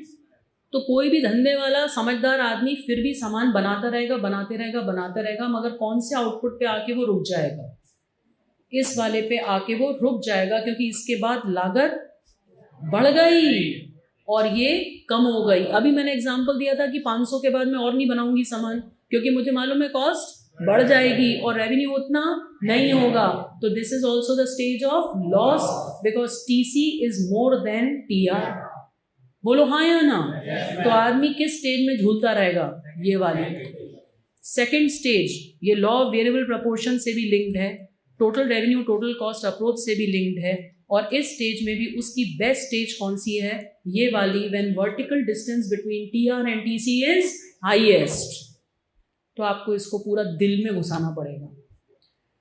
तो ये जो ग्राफ है इसको दे के भी इंस्टीट्यूट क्वेश्चन पूछ सकती है और ये क्वेश्चन तो आता ही है। Highest profit is when TR exceeds TC। TR जब TC से मैक्सिमम डिफरेंस पे होगा वो उसकी स्टेज है। ये TR TC अप्रोच है। क्या आपको ये याद रहेगा? TR is less than TC, फिर से बोलो। TR is equal to TC। TR is more than TC। अब TR is more than TC के पूरे जोन में हाईएस्ट प्रॉफिट स्टेज कौन सी है? When the distance is the maximum. Is that clear? AR में भी वही बातें हो गई, डिवाइड बाय दिस। तो AR is more than AC। AR is more than AC. Supernormal profit. AR is equal to AC and normal profit. And AR is less than AC. और AR की जगह चेंज करके वो price भी बोल सकते हैं। So यहाँ तक मैंने आपको बता दिया। Let us come to the second approach, MRMC approach, marginal revenue, marginal cost approach. अब MRMC approach, बच्चे सुनिए। मार्जिनल रेवेन्यू शब्द का मतलब होता है एक्स्ट्रा, जो हमको एक एक्स्ट्रा यूनिट बेचने से मिला। मार्जिनल कॉस्ट का मतलब एक नई चीज बनाने में जितनी कॉस्ट लग गई उसको हम कहते हैं मार्जिनल कॉस्ट। अब आप लोगों ने कॉस्ट के चैप्टर में पढ़ा है कि मार्जिनल कॉस्ट का कर्व ऐसे टिक मार्क जैसा होता है। ये एकदम से नीचे आता है और फिर धीरे धीरे ये बढ़ता है, क्योंकि मार्जिनल कॉस्ट बना है वेरिएबल कॉस्ट से। किसी भी व्यापार में फिक्स कॉस्ट तो एक बार लगती है और वो लग गई, फैक्ट्री का किराया लगना है, लग गया। मगर वेरिएबल कॉस्ट नित्य नए दिन पे चेंज होती है और उसके कारण ही मार्जिनल कॉस्ट होती है। तो वेरिएबल कॉस्ट का नेचर है बढ़ना, तो मार्जिनल का भी नेचर है बढ़ना। तो मार्जिनल और स्टीपली बढ़ती है, स्टीपली तेज बढ़ती है वेरिएबल से। तो ये ऐसे जाता है, उसे टिक मार्क होता है। ये नीचे गिरता है और जो तेज चालू होता है, तो ये गिरता क्यों है?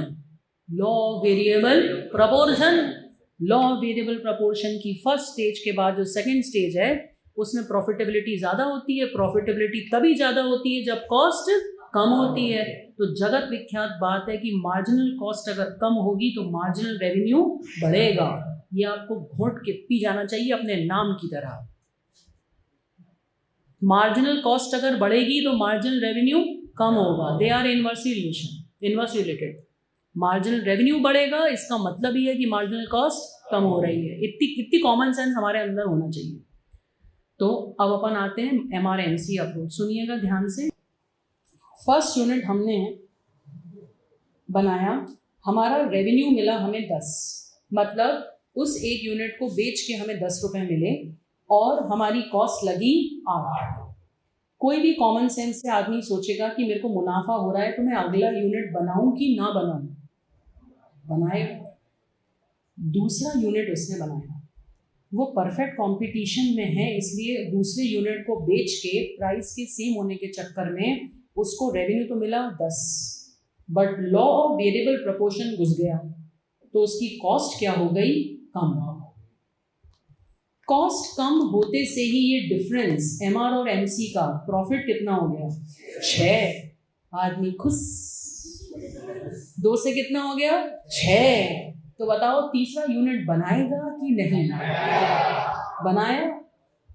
तीसरा यूनिट बनाया तो 10 उसकी रेवेन्यू हुई, बट उससे क्या पता कि मार्जिनल कॉस्ट का तो काम ही होता है थोड़ी देर में रुक के फिर चालू हो जाता है बढ़ना, क्योंकि उसको तो खून में है बढ़ना। बोलो हाँ या ना? तो मार्जिनल कॉस्ट बढ़ के क्या हो गई?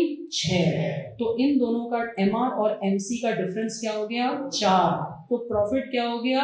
कम। क्या करेगा? बनाएगा। All the Sindhis and Gujjus in the class. अबे लालची नहीं, बेअकलों, प्रॉफिट कम हो रहा है पर हो तो प्रॉफिट ही रहा है ना भाई। धंधे की सोच क्या कहती है? कम जरा भी हो रहा है तो लगे रहो, हाँ या ना? तो बताओ 6 रुपए से कम प्रॉफिट हो रहा है पर हो तो प्रॉफिट ही रहा है ना। तो इसका मतलब जब जब मार्जिनल रेवेन्यू मार्जिनल कॉस्ट से जरा सा भी ज्यादा हो तो भी सामान बनाते चलो, बनाते चलो, बनाते चलो। हमने चौथा यूनिट बनाया, मार्जिनल रेवेन्यू 10 हुआ और कॉस्ट बढ़ गई तो हमारा डिफरेंस 2 हुआ, फिर कम हो गया, बट फिर भी बनाएगा क्योंकि हुआ तो प्रॉफिट। अब उसने 5th यूनिट बनाया तो मार्जिनल रेवेन्यू 10 है, कॉस्ट अब तक काफी बढ़ गई तो मार्जिनल कॉस्ट 10 है, उसको प्रॉफिट बिल्कुल 0 हुआ, बट मार्केट कैप्चर करते करते उसने 5 लोगों को सामान बेच दिया कि नहीं? हाँ या नहीं? आदमी को हमेशा धंधे में प्रॉफिट प्लस मार्केट कैप्चरिंग दोनों ध्यान रखनी है, दोनों ध्यान रखनी है। उसको ये नहीं सोचना कि भैया दूसरे समोसे पे हाईएस्ट प्रॉफिट था तो रुक जाऊं, थोड़ा सा भी होगा वहाँ चलता जाएगा, चलता जाएगा, चलता जाएगा। उसने सोचा चल कल एक्सपेरिमेंट करके 6वां भी बेचता हूँ समोसा।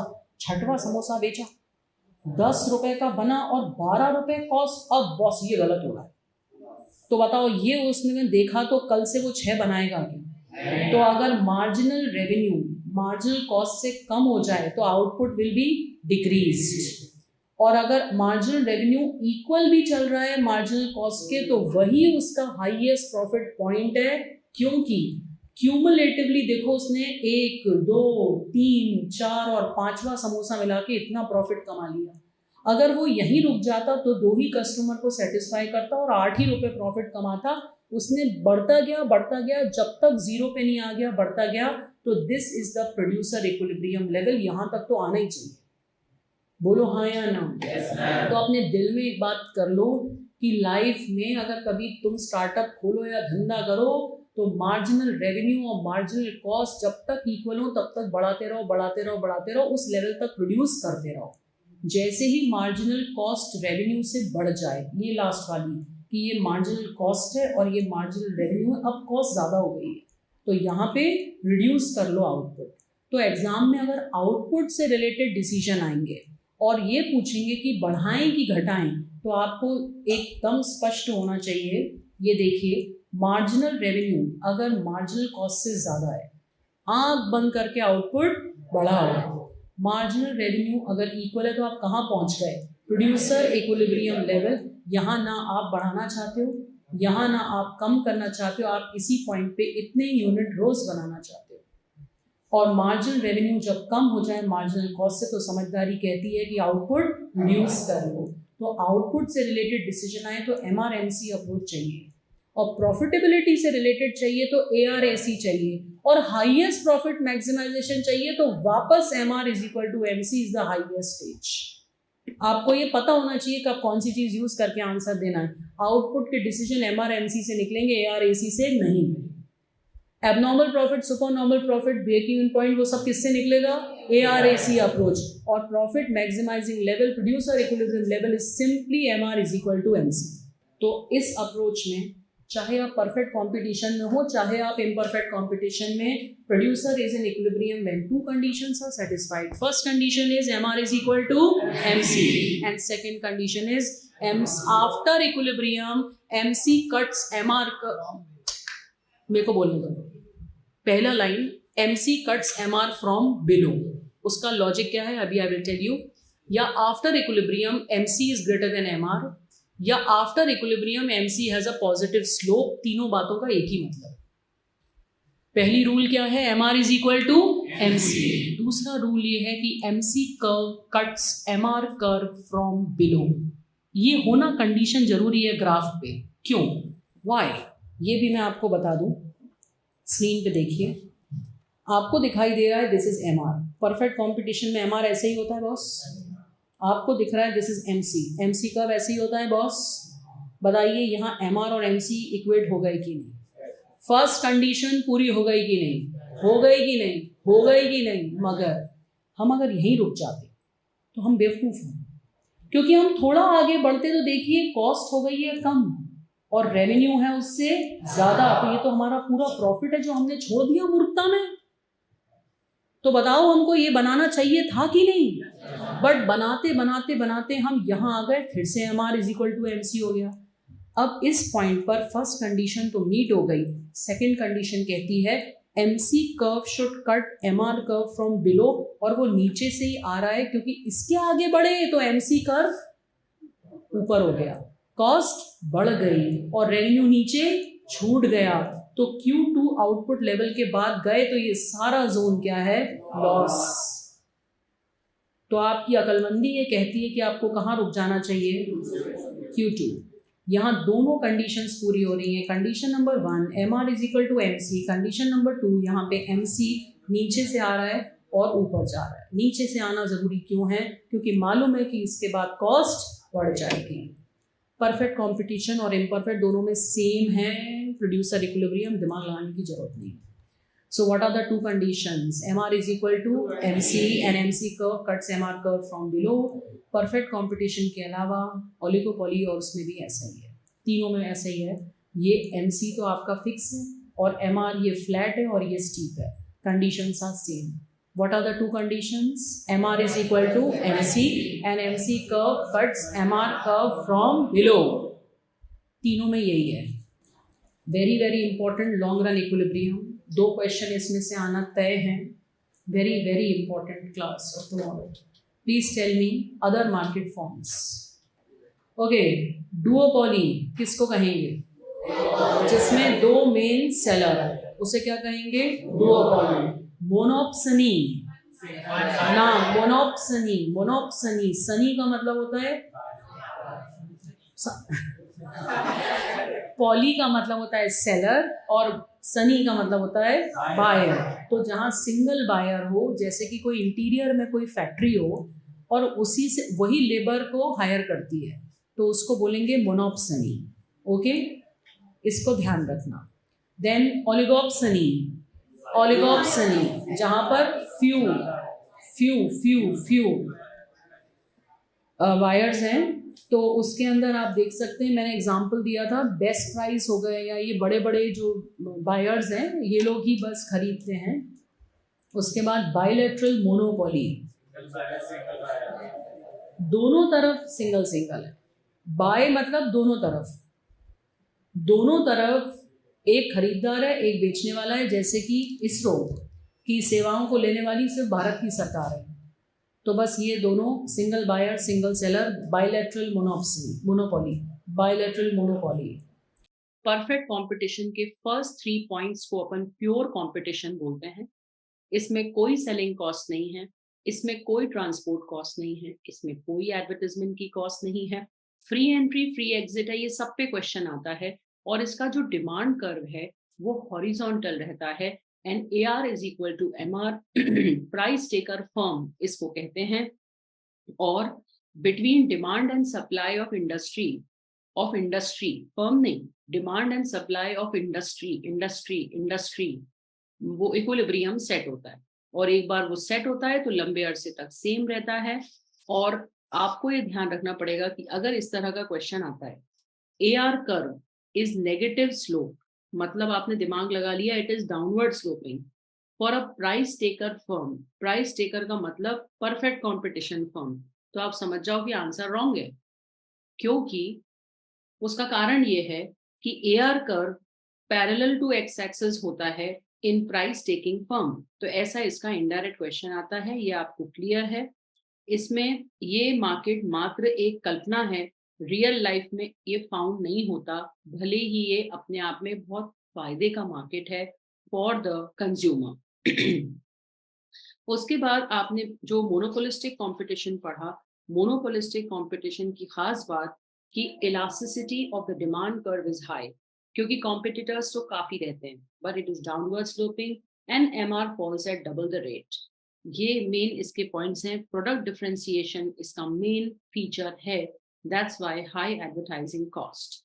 ओलिगोपोली, ओलिगोपोली में तो आप मान के चलिए कि ओलिगोपोली के कर्व पर बहुत फोकस रहता है। इनडिटर्मिनेट कर्व इसको बोलते हैं, इनडिटर्मिनेट कर्व इसको कहते हैं। इसके ऊपर का पोर्शन फ्लैट रहता है विद हाई इलास्टिसिटी, इसके नीचे का पोर्शन स्टीप रहता है विद लेस इलास्टिसिटी। और इसलिए इसमें बहुत लंबे अरसे तक प्राइस एक जगह स्टिक रहती है, क्योंकि response to price rise is more. जरा प्राइस बढ़ाओ तो डिमांड बहुत जल्दी गिर जाती है, और जरा प्राइस प्राइस कम कर भी लो तो कोई बहुत ज्यादा डिमांड बढ़ती नहीं है। तो ये आपको ध्यान रखना है, इसके लिए आदमी डर के मारे प्राइस से कुछ गड़बड़ करता ही नहीं है। This is very important. Okay, तो ओलिगोपोली के ये मेन पॉइंट्स पढ़ने के बाद we were on monopoly. Monopoly की खासियत ये है कि मोनोपोली में एक ही सेलर है। मोनोपोली में फर्म और इंडस्ट्री का भेद खत्म हो जाता है, परंतु मोनोपोली भी लॉ ऑफ डिमांड को ब्रेक नहीं कर सकती। दैट्स व्हाई उसका डिमांड कर्व नीचे आता है, बट प्राइस उसकी कम सेंसिटिव होती है, क्योंकि कोई विकल्प नहीं है उसके कस्टमर्स के पास। जिसकी मोनोपोली है उस व्यक्ति के लिए कोई ऑप्शन ही नहीं है, तो वो प्राइस बढ़ा भी दे तो डिमांड थोड़ी सी ही कम होती है, ज्यादा कम नहीं होती। दैट्स व्हाई उसका डिमांड कर्व स्टीप होता है।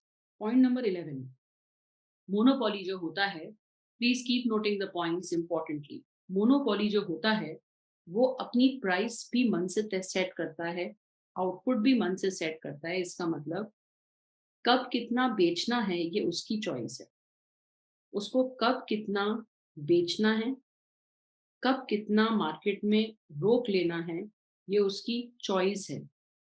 इसके कारण वो कभी कभी आर्टिफिशियल सप्लाई को रोक के मार्केट में कमी क्रिएट कर लेता है। उसको मालूम है कि अगर उसने सप्लाई कम कर दी तो एकदम से लोगों को बहुत ज्यादा नीड फील होगी और उसके अलावा सामान कोई दे नहीं रहा है। तो इससे कभी कभी कंज्यूमर एक्सप्लॉयटेशन भी हो सकता है। तो वो प्राइस माने कितने रुपए पर बेचना है ये भी तय कर सकता है, कब कितना बेचना है ये भी तय कर सकता है। और इसके कारण कभी कभी मार्केट में एक्सप्लॉयटेशन संभव है। अगर एक्सप्लॉयटेशन जैसी स्थिति आती है तो गवर्नमेंट बीच में कूद के रूल्स बना देती है, जिसका एग्जाम्पल है इंडिया में कंपटीशन एक्ट। कंपटीशन एक्ट का नाम लिखिए और लिखिए कि कंपटीशन एक्ट 2002 एक ऐसा एक्ट है जो मोनोपोली के बनने को रोकता है, जिससे पब्लिक का नुकसान ना हो। 12th पॉइंट, मोनोपोली में जो प्राइस होती है दैट इज AR, वो मार्जिनल कॉस्ट के ऊपर होती है। आप लोगों ने पढ़ा था दैट, प्लीज पे अटेंशन, आपने पढ़ा था AR अगर AC से ऊपर हो जाए तो उसको सुपर नॉर्मल प्रॉफिट या एबनॉर्मल प्रॉफिट बोलते हैं। बोलिए हाँ या ना। आपने ये भी पढ़ा था दैट परफेक्ट कंपटीशन मार्केट में AR और MR सेम होता है। और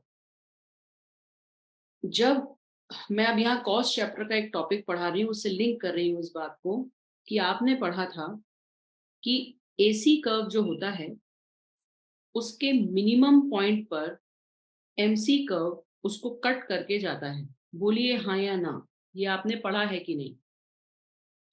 तो इसका मतलब ये है कि मिनिमम पॉइंट पर AC और MC बराबर होते हैं और हर फर्म की कोशिश होती है कि वो मिनिमम पॉइंट पे ही रहे। मिनिमम पॉइंट क्या दर्शाता है? मिनिमम पॉइंट ये दर्शाता है कि आप कम से कम लागत में काम कर रहे हो, तो हर आदमी की यही मंशा रहती है। पूरी बात सुनना ध्यान से। आपने ये पढ़ रखा है कि AR अगर AC से ज्यादा हो तो उसको सुपर नॉर्मल प्रॉफिट कहते हैं। और अब मैं आपको बता रही हूँ कि AC और MC इक्वल हो जाते हैं मिनिमम पॉइंट पर। ये मैंने अभी आपको रिलेट करके बताया। और फर्म्स जो हैं हमेशा उनकी कोशिश रहती है कि वो मिनिमम पॉइंट पे रहें। इसलिए AR में कभी कभी MC को भी लिंक किया जा सकता है कि AR AC की जगह उन्होंने MC लिख दिया, तो ये भी सुपर नॉर्मल प्रॉफिट है। आपने पढ़ा था कि सुपर नॉर्मल प्रॉफिट AR अगर AC से ज्यादा हो तो तब होता है। बोलो हाँ या ना। फिर आपको मैंने बताया था, मतलब आपने पढ़ा हुआ है, मैंने अभी नहीं पढ़ाया है वापस, कि कॉस्ट के चैप्टर में AC और MC मिनिमम पॉइंट पर सेम होते हैं। और पूरी फर्म जो है, हर व्यक्ति कोशिश करता है कि वो मिनिमम पॉइंट पर रहे। तो इसी फॉर्मूले को ऐसे भी कहा जा सकता है कि AR जब MC से ऊपर हो तो वो भी सुपर नॉर्मल प्रॉफिट ही होता है। तो मोनोपोली में AR जो है वो MC से ऊपर होता है, अभी इतनी देर तक समझाया, और उसको सुपर नॉर्मल प्रॉफिट बोलते हैं। और ये लॉन्ग रन और शॉर्ट रन दोनों में ये ऐसा होता है। जबकि परफेक्ट कंपटीशन में आपको पता है, परफेक्ट कंपटीशन में प्रोड्यूसर इक्विलिब्रियम का हाईएस्ट लेवल होता है MR is equal to MC। और AR जो होता है वो MR के बराबर होता है परफेक्ट कंपटीशन में, है ना। तो परफेक्ट कंपटीशन में average revenue, marginal revenue, marginal cost, क्योंकि प्रॉफिट मैक्सिमाइजेशन लेवल पर सब लोग सिर्फ नॉर्मल प्रॉफिट ही कमाते हैं। मोनोपोली में ये मैंने ग्रेटर बनाया, इतनी सी बात है। और परफेक्ट कंपटीशन में इक्वल बताया मैंने, क्योंकि सब लोग सिर्फ नॉर्मल प्रॉफिट ही कमाते हैं। आप ही बताइए, नॉर्मल प्रॉफिट की स्टेज क्या थी? AR is equal to AC थी कि नहीं थी? थी कि नहीं थी? थी कि नहीं थी? तो मोनोपोली सुपर नॉर्मल प्रॉफिट कमाता है, ये तो जगत विख्यात बात है। इसलिए उसमें ये ग्रेटर हो गया, इतनी सी बात है। और दिस परफेक्ट कंपटीशन सिर्फ नॉर्मल प्रॉफिट कमाता है, तो इसलिए उसमें वो इक्वल है, इतनी सी बात है। पॉइंट नंबर 13, मोनोपोली में short run supply curve define नहीं हो पाता। क्यों? क्योंकि सिचुएशन के हिसाब से कभी वो कम, कभी ज्यादा, कैसा भी उसका स्लोप हो सकता है। पॉजिटिव स्लोप तो हमेशा ही रहेगा, बट स्लोप चेंज हो सकता है, डिफाइन नहीं किया जा सकता, क्योंकि सिचुएशन के हिसाब से वो चलता है। तो in short run supply curve of monopoly can not be defined.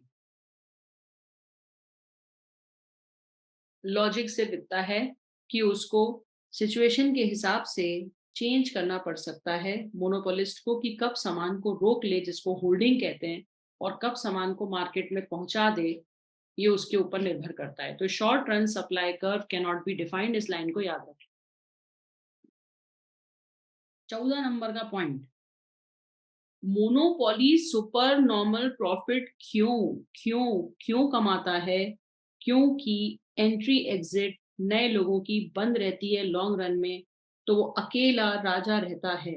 बाकी सारे मार्केट पॉइंट में, सारे मार्केट में होता ये है कि इतने लोग आ जाते हैं कि सप्लाई बार बार बढ़ जाती है, तो उस चक्कर में कोई कुछ भी नहीं कमा पाता है। बट सुपर नॉर्मल प्रॉफिट क्यों कमाता है? क्योंकि entry exit of new is close, वो अकेला राजा होता है बस। ओके, अब mono 15 point, monopoly price discrimination कैसे करता है? इसके लिए आप एग्जाम्पल लिखिएगा कि एक एग्जाम्पल लिखिए, मार्केट ए है इंडिया, मार्केट बी है पाकिस्तान, और चाइना को दोनों जगह सामान बेचना है। नॉर्मली इक्विलिब्रियम होता है MR is equal to MC, but जब मोनोपोलिस्ट दो मार्केट में अपना सामान बेचता है, तब इक्विलिब्रियम तब आता है जब मार्जिनल रेवेन्यू फर्स्ट मार्केट का, मार्जिनल रेवेन्यू सेकंड मार्केट का उस दोनों मार्जिनल कॉस्ट के बराबर हो, तब जाके इक्विलिब्रियम आता है। मोनोपोली प्राइस डिस्क्रिमिनेशन की थर्ड स्टेज में प्रोफेसर पीगो के अनुसार अलग अलग मार्केट में जाती है, अलग अलग प्राइस पे बेचती है। तो अलग अलग प्राइस पर जब वो बेचती है, तो उसका इक्विलिब्रियम कब होता है? नॉर्मल फर्म सिर्फ इक्विलिब्रियम की स्टेज एक देता है, MR is equal to MC, but इसको ये देखना पड़ता है कि फर्स्ट वाले मार्केट का MR, सेकंड वाले मार्केट का MR, और जबकि प्राइस अलग है, फिर भी फर्स्ट वाले मार्केट का MR, सेकंड वाले मार्केट का MR और उसकी मार्जिनल कॉस्ट तीनों सेम हो जाए। दिमाग लगाने का तो काम ही नहीं है भैया, फॉर्मूला लिख लो तुम तो। जब कोई फर्म मल्टीपल मार्केट्स में डील करती है, तो उसका प्राइस प्रोड्यूसर इक्विलिब्रियम पॉइंट कब आता है? जब MR of all market is equal to its MC। 16 point पे आ जाओ। हमने तुमसे कहा था कि परफेक्ट कंपटीशन वाले को ऑप्टिमम पे प्रोड्यूस करना पड़ता है, मोनोपोलिस्टिक कंपटीशन वाला एक्सेस कैपेसिटी लेके चलता है फैक्ट्री में। बताओ, बताया था कि नहीं? बोलो, बताया था कि नहीं? मगर मोनोपोलिस्टिक कंपटीशन और परफेक्ट कंपटीशन की तुलना में मोनोपोलिस्ट को कोई कंपटीशन प्रोड्यूस फेस नहीं करना पड़ता, तो वो ऑप्टिमम लेवल पे काम नहीं भी करेगा तो चलेगा। ठीक है, हिंदी में लिख लो ऐसा।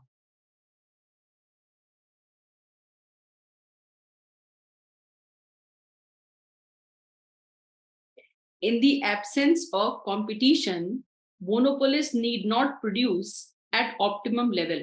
उन दोनों की तो फटी पड़ी रहती है, किन दोनों की? परफेक्ट कंपटीशन वाले की, कि मेरे को तो बिल्कुल ऑप्टिमम पे चलना है, मैं तो 1 रुपए एक्स्ट्रा कॉस्ट नहीं लगा सकता। और मोनोपोलिस्टिक कंपटीशन को भी चलना तो ऑप्टिमम पे चलता है, पर वो एक्सेस कैपेसिटी लेके चलता है। बट मोनोपोलिस्ट तो राजा होता है, उसके धंधे में वो थोड़ी एक्स्ट्रा कॉस्ट लगा भी दे, कहीं 2-4 एम्प्लॉय ज्यादा हो गए, थोड़ा रॉ मटेरियल वेस्ट हो गया, थोड़ा फैक्ट्री में 8-10 दिन काम नहीं हुआ, चलने दो, वही राजा है, क्या ही फर्क पड़ रहा है। तो monopolist need not produce at optimum level. लिख लो भैया, ऑप्टिमम लेवल का मतलब होता है कम कॉस्ट में। तो इस चक्कर में कभी कभी उसकी फैक्ट्री काफी खाली रहती है, क्योंकि उसको पता है कि हो सकता है मुझे आउटपुट सडनली बढ़ाना पड़े, ऐसा। हिंदी में लिख लो, मोनोपोलिस्ट के को किसी बात का कंपटीशन का डर नहीं है, तो वो कभी कभी ऑप्टिमम पे ना भी प्रोड्यूस करे तो चलता है। अब रियल लाइफ में जनरली मोनोपोलीज जो होती है ना, वो एक्सप्लॉयटेटिव हो जाती हैं, पब्लिक का नुकसान करती हैं, जैसे ओपेक। तो गवर्नमेंट उसके रेगुलेशन में आती है, ये मैंने तुम्हें पिछले पॉइंट में लिखवा दिया। ठीक है, छोटे छोटे पॉइंट्स हैं बेटा, बिल्कुल छोटे छोटे, और तुम्हें याद आएंगे एग्जाम के अंदर कि हाँ यार ऐसी कोई बात डिस्कस हुई थी। हैं बहुत छोटे छोटे पॉइंट। 17 पॉइंट, क्या मोनोपोली को भी लॉस हो सकता है? हमें ऐसा लगता है कि यार मोनोपोली को तो लॉस ही नहीं होता है, बट नहीं, हो सकता है। कैसे? लॉस कब होता है बेटा? जब एवरेज कॉस्ट एवरेज रेवेन्यू से ज्यादा हो, तब लॉस होता है। यही पढ़ा था ना अपन ने। तो बेटा जब लॉकडाउन हुआ था ना, तो इंडियन रेलवे को अपने एम्प्लॉइज को सैलरी तो देनी पड़ी थी, परंतु ट्रेनें तो बंद हो गई थी, तो उसका उस साल रेवेन्यू कम हो गया। तो ऐसी आपातकालीन स्थिति में कभी भी ऐसा हो सकता है। क्या हो सकता है कि एवरेज कॉस्ट अगर एवरेज रेवेन्यू से ज्यादा हो जाए तो मोनोपोली को भी लॉस हो सकता है। अब ये मैंने बात बोल दी और तुमने सुन ली तो एग्जाम में तुम्हें क्लिक कर जाएगी, डोंट वरी। 18 पॉइंट पर आओ। Freedom of entry and exit is easy कब, लॉन्ग रन या शॉर्ट रन? सो बेटा शॉर्ट रन में हमारे पास समय कम रहता है, तो कम समय में एंट्री एग्जिट दोनों डिफिकल्ट रहती है। बट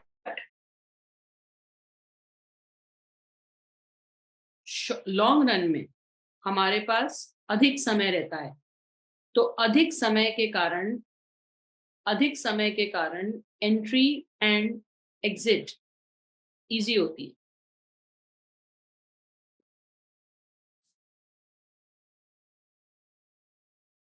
लॉजिकल बात है, छोटी सी बात है।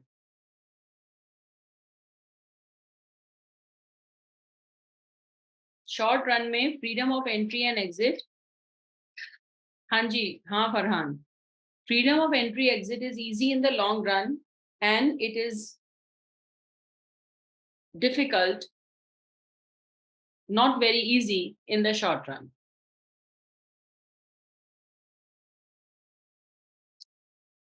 बेटा ये परफेक्ट कंपटीशन का ज्यादा पॉइंट है रेदर देन बाकी मार्केट फॉर्म्स। मोनोपोली में तो लोग आते ही नहीं है, मोनोपोली में तो लोग आते ही नहीं है, बट अदर मार्केट फॉर्म्स का पॉइंट कह सकते हैं इसको।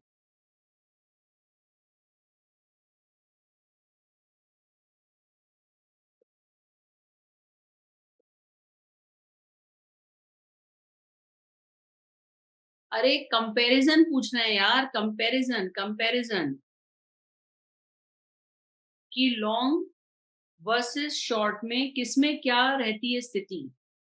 अदर मार्केट फॉर्म में एंट्री एग्जिट तो हो सकती है, बट इधर शॉर्ट रन में इजी रहती है, नहीं नहीं इजी रहती, लॉन्ग रन में इजी रहती है। बस बारीक बारीक पॉइंट है यार, बहुत बारीक बारीक point. Now shut down point. First point higher level concepts में शट डाउन पॉइंट। बेटा शट डाउन पॉइंट की स्टोरी क्या है कि जैसे एक कोई फैक्ट्री है, उस फैक्ट्री ने अपना किराया पहले दिन ही दे दिया। अब सेकेंड डे आप आके फैक्ट्री खोलो या ना खोलो, वो पैसा तो जा चुका, मकान मालिक आपको पैसा वापस नहीं करता।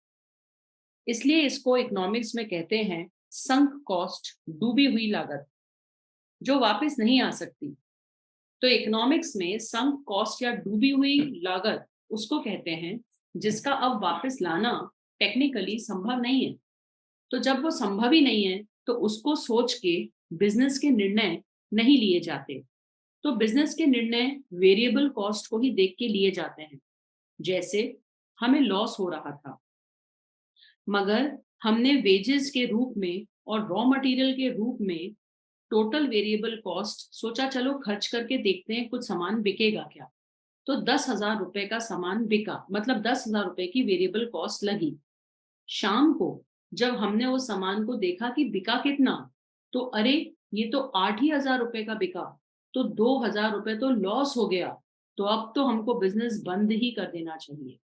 तो जिस दिन बिजनेस में वेरिएबल कॉस्ट भी रिकवर होना बंद हो जाए, बिजनेस को बंद कर देना चाहिए। बिजनेस को बंद करते समय फिक्स कॉस्ट को देख के निर्णय नहीं होता। ये लाइंस मेरी याद रखना।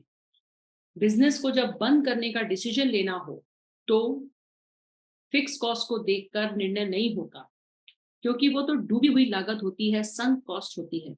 तो किसको देख के निर्णय होता है? वेरिएबल कॉस्ट को। तो इसका मतलब शटडाउन पॉइंट कब होता है? जब आप एवरेज रेवेन्यू को, प्राइस को वेरिएबल कॉस्ट से कंपेयर करो। तो जैसे ही आपका average revenue average variable cost से कम हो जाए, आप शट डाउन कर दो। और जब तक average revenue average variable cost के बराबर भी चल रहा हो, चलने दो। क्लियर है ये बात तुम्हें ऑलरेडी? क्लियर है तुम्हें ये बात ऑलरेडी? ये तुम्हें क्वेश्चन सॉल्व करने में हेल्प करेगी ये बात। उसके बाद शट डाउन पॉइंट में एग्जाम में अगर क्वेश्चन आए तो ये तीनों पॉइंट आ सकते हैं। शट डाउन पॉइंट किसको बोलते हैं? जब प्राइस या AR ABC के बराबर हो जाए। इसको शट डाउन पॉइंट क्यों बोलते हैं? क्योंकि इस लेवल के बाद एकदम से बिजनेस बंद करने की स्थिति आ जाएगी इस लेवल के बाद। तो शटडाउन पॉइंट पर आपका लॉस कितना होता है? फिक्स कॉस्ट के बराबर, क्योंकि वेरिएबल कॉस्ट तो आप कवर कर रहे हो, बट वेरिएबल कॉस्ट कवर करने के बाद भी आपको फिक्स कॉस्ट कवर नहीं हो रही, तो total loss total fix cost के बराबर होता है शट डाउन पॉइंट पर। Also total revenue total variable cost के बराबर होता है शट डाउन पॉइंट पर। तो ये अलग अलग रूप में सेम बात को बोला जा सकता है कि शटडाउन पॉइंट पे कौन कौन सी इक्वेशंस होती हैं। तो अगर प्राइस आपकी एवरेज वेरिएबल कॉस्ट के बराबर है तो वो शटडाउन पॉइंट पे आप हो। इस पॉइंट पर टोटल लॉस फिक्स कॉस्ट के बराबर है, अज्यूमिंग कि फिक्स कॉस्ट आपको नहीं मिल रही, और total revenue total variable cost जो है उसके बराबर है, तो भी वो टोटल्स पे भी वो आ सकता है। हम शटडाउन पॉइंट उसको कहते हैं जिस लेवल पर जस्ट हम उस वर्ज पर हैं, on the verge of shutdown point. हम शटडाउन नहीं कर रहे हैं, हम on the verge of shutdown हैं। Okay, conclusion.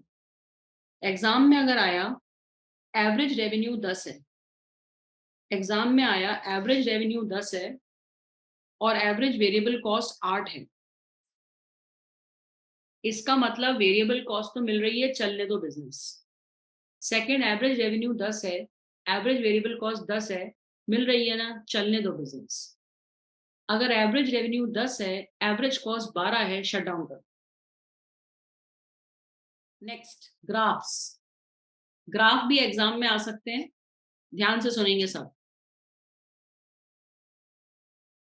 Graph of loss. आप बताइए लॉस का केस क्या होता है? AR is less then AC, revenue is less then AC। हाँ या ना बेटू? हाँ या ना बेटू?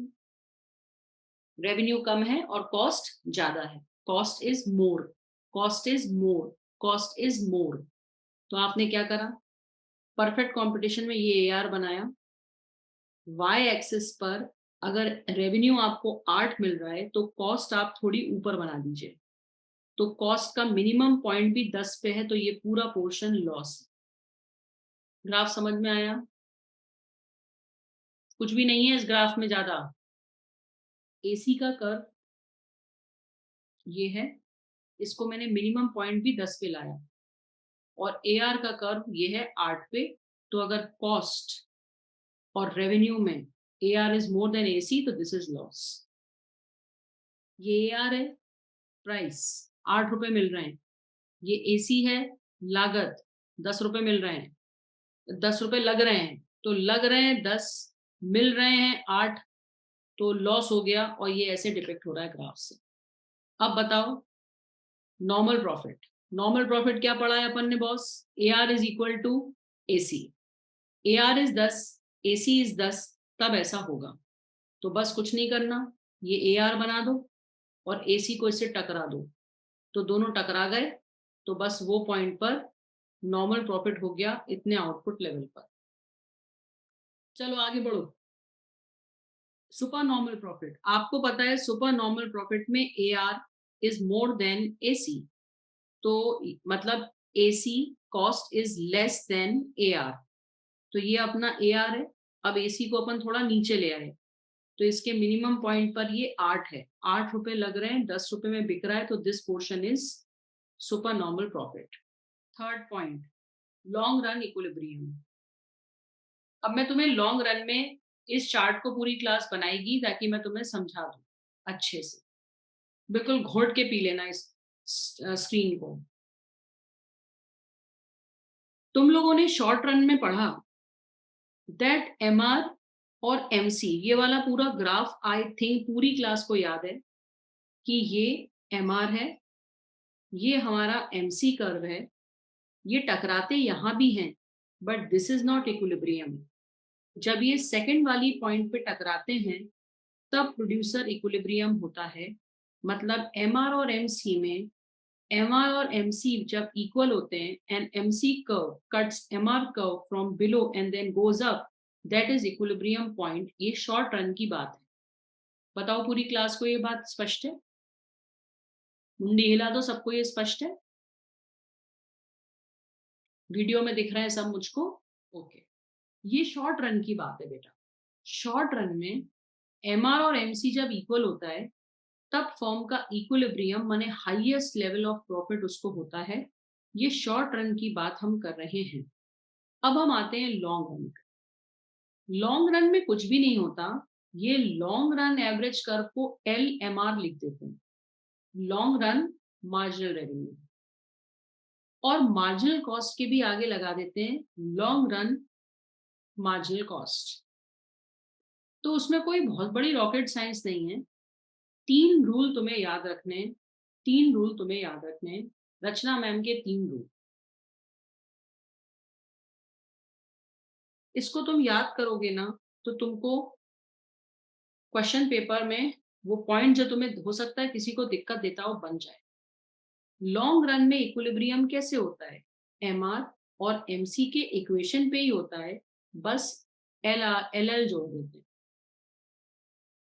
लॉन्ग रन में भी इक्विलिब्रियम माने हाईएस्ट प्रॉफिट जो होता है वो M R is equal to M C पर ही हो, बस हमने एल एल जोड़ दिया। लॉन्ग रन में एक और चीज होती है, हर फर्म मोनोपोली को छोड़ के हर फर्म सिर्फ नॉर्मल प्रॉफिट कमाती है। और तुम्हें पता है normal profit is A R is equal to A C, बस एल एल जोड़ दिया। तो वो जो हाईएस्ट प्रॉफिट कमाती है वही उसका नॉर्मल प्रॉफिट भी हो जाता है, वो इक्विलिब्रियम में भी आ जाती है और कमाती फिर भी नॉर्मल प्रॉफिट ही है। अब लॉन्ग रन की एक तीसरी खासियत कि सब फर्म लीस्ट कॉस्ट पे ऑपरेट करती है। जब किसी को टाइम मिलता है ना बेटा, तो वो कॉस्ट इफेक्टिव सस्ते तरीके ढूंढ ही लेता है इतने दिनों में, और अपनी एक्स्ट्रा कॉस्ट को कट करके मिनिमम कॉस्ट पे ऑपरेट करने पे आ जाता है। और तुमने इकोनॉमिक्स में पढ़ा है कि किसी भी व्यापार में एसी कर्व जब अपने मिनिमम पे होता है तो वो लीस्ट कॉस्ट स्टेज होता है, और उस स्टेज पर एमसी कर्व उसको कट करता है। तो लीस्ट पॉइंट पर एसी और एमसी बराबर होते हैं। इसमें बस इतना सा काम कर दो कि एल एल जोड़ दो। तो इसलिए थर्ड रूल होता है कि लॉन्ग रन में L A C is equal to L M C. तो ये तीन अंदर पी लो अपने। लॉन्ग रन में equilibrium point is L M R is equal to L M C. Long run में सब लोग सिर्फ नॉर्मल प्रॉफिट कमाते हैं, तो L A C is equal to L A R. और लॉन्ग रन में सब लोग कम से कम कॉस्ट कमाने पे आ जाते हैं रिसर्च करके न्यूनतम कॉस्ट पे, तो L A C is equal to L M C, क्योंकि मिनिमम पॉइंट पर A C is equal to M C.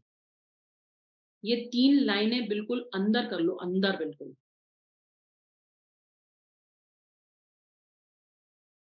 Long run के तीन नियम।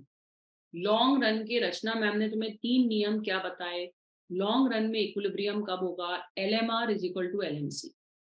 लॉन्ग रन में सब लोग कौन सा प्रॉफिट कमाते हैं? नॉर्मल प्रॉफिट, तो L A R is equal to L A C. Long run में सभी लोग मिनिमम कॉस्ट पे ऑपरेट करते हैं, तो मिनिमम कॉस्ट का मतलब ही है L A C is equal to L M C.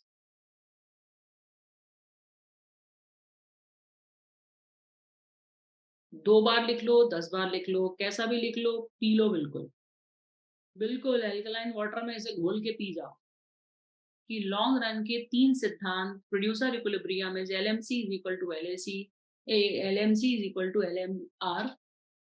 Long run में every firm only earns normal profit. हम मोनोपोली की बात नहीं कर रहे हैं, बाकी मार्केट फॉर्म्स की बात कर रहे हैं। तो नॉर्मल प्रॉफिट में A R is equal to A C, तो बस एल एल जोड़ दिया।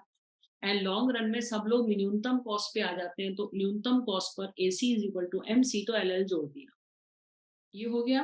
तो इसके कारण क्या हुआ? इसके कारण ये हुआ कि लॉन्ग रन में क्या इक्वेशन बनती है। लॉन्ग रन में ये है लॉन्ग रन। लॉन्ग रन में ये है LAC कर्व। लॉन्ग रन के कर्व को बोलते हैं LAC। तो उस वक्त LAC के साथ LMC घुस जाता है और उसी पॉइंट पर SAC का सबसे छोटा पॉइंट होता है, तो उसी पॉइंट पे SMC घुस जाता है और उसी पॉइंट पे इक्विलिब्रियम हो जाता है। तो इसलिए लॉन्ग रन में ये इक्वेशन पूरी क्लास याद करेगी। Short run marginal cost, long run marginal cost, short run average cost, long run average cost becomes equal to AR, becomes equal to MR, all become equal। ये वाला point तो भूल लो boss कि long run में, अभी तुम्हें मैंने ये तीनों चीजें समझाई ना, ये तीनों को ही घुसा के एक इक्वेशन बना रहे हैं। तीनों को घुसा के अपन एक इक्वेशन बना रहे हैं कि एक्चुअली क्या होता है कि ये जो लॉन्ग रन एवरेज कॉस्ट है ना, ये इस पर ही शॉर्ट रन का मिनिमम पॉइंट होता है। ये है शॉर्ट रन एवरेज कॉस्ट और ये है लॉन्ग रन एवरेज कॉस्ट। अब तुम्हें बताओ, अभी तुमको मैंने क्या बताया कि लॉन्ग रन एवरेज कॉस्ट के अंदर, अभी मैं तुम्हें क्या बताया, लॉन्ग रन एवरेज कॉस्ट के पॉइंट से ही LMC क्रॉस करता है कि नहीं, और SAC के भी मिनिमम पॉइंट से SMC क्रॉस करता है कि नहीं, बोलो हाँ या ना। और लॉन्ग रन में AC और AR बराबर होता है तो ये LAR हो जाता है। तो सारे पॉइंट एक ही पॉइंट पे कोइंसाइड कर जाते हैं। इस वजह से अगर ग्राफ समझ में ना आए तो ये समझ लो कि ये इक्वेशन याद करनी है मुझको कि लॉन्ग रन में ये सारी इक्वेशंस फुलफिल हो जाती हैं। क्या हो जाती हैं?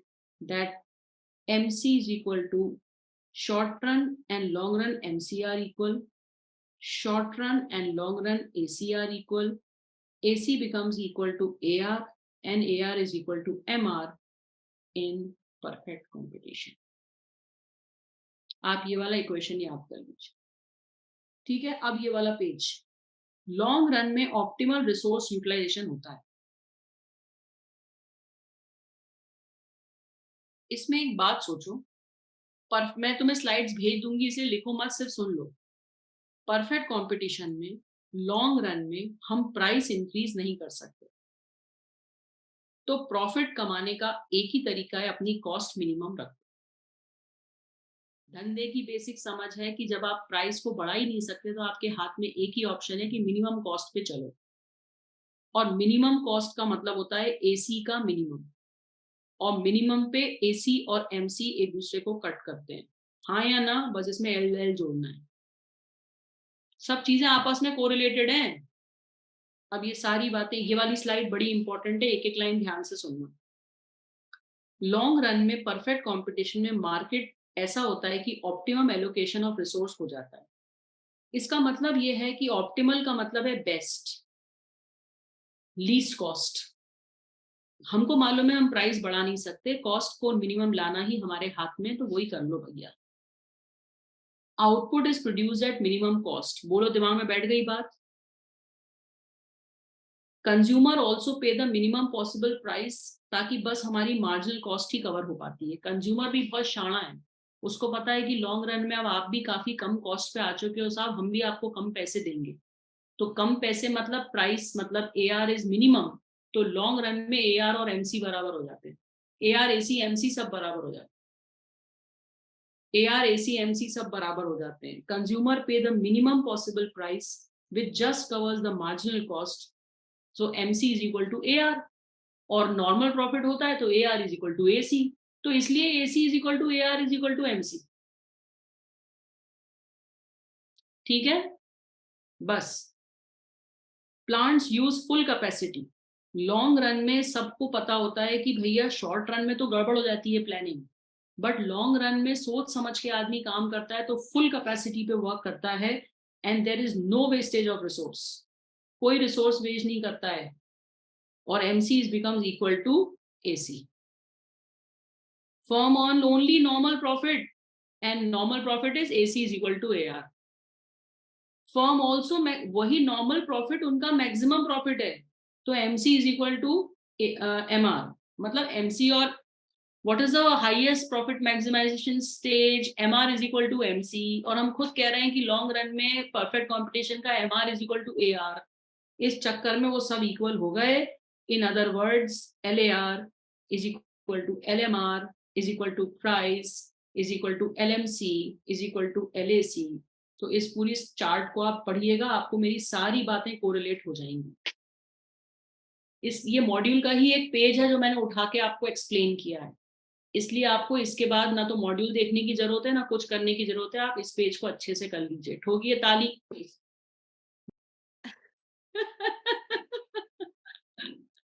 चलो ये वाला पेज ध्यान रख लेना. अच्छा, ये पॉइंट तो मैं तुम्हें पहले ही बता चुकी थी कि supply curve of firm is equal to the marginal cost curve, ये हम पहले ही पढ़ चुके हैं. अदर फॉर्म्स ऑफ मार्केट हम पहले ही पढ़ चुके हैं, डुओपोली, मोनोप्सनी, ओलिगोप्सनी, बायलैटरल मोनोपोली, और profit situation under various market भी पढ़ चुके कि लॉन्ग रन में नॉर्मल प्रॉफिट ही मिलता है, सिर्फ मोनोपोली को सुपर नॉर्मल प्रॉफिट मिलता है.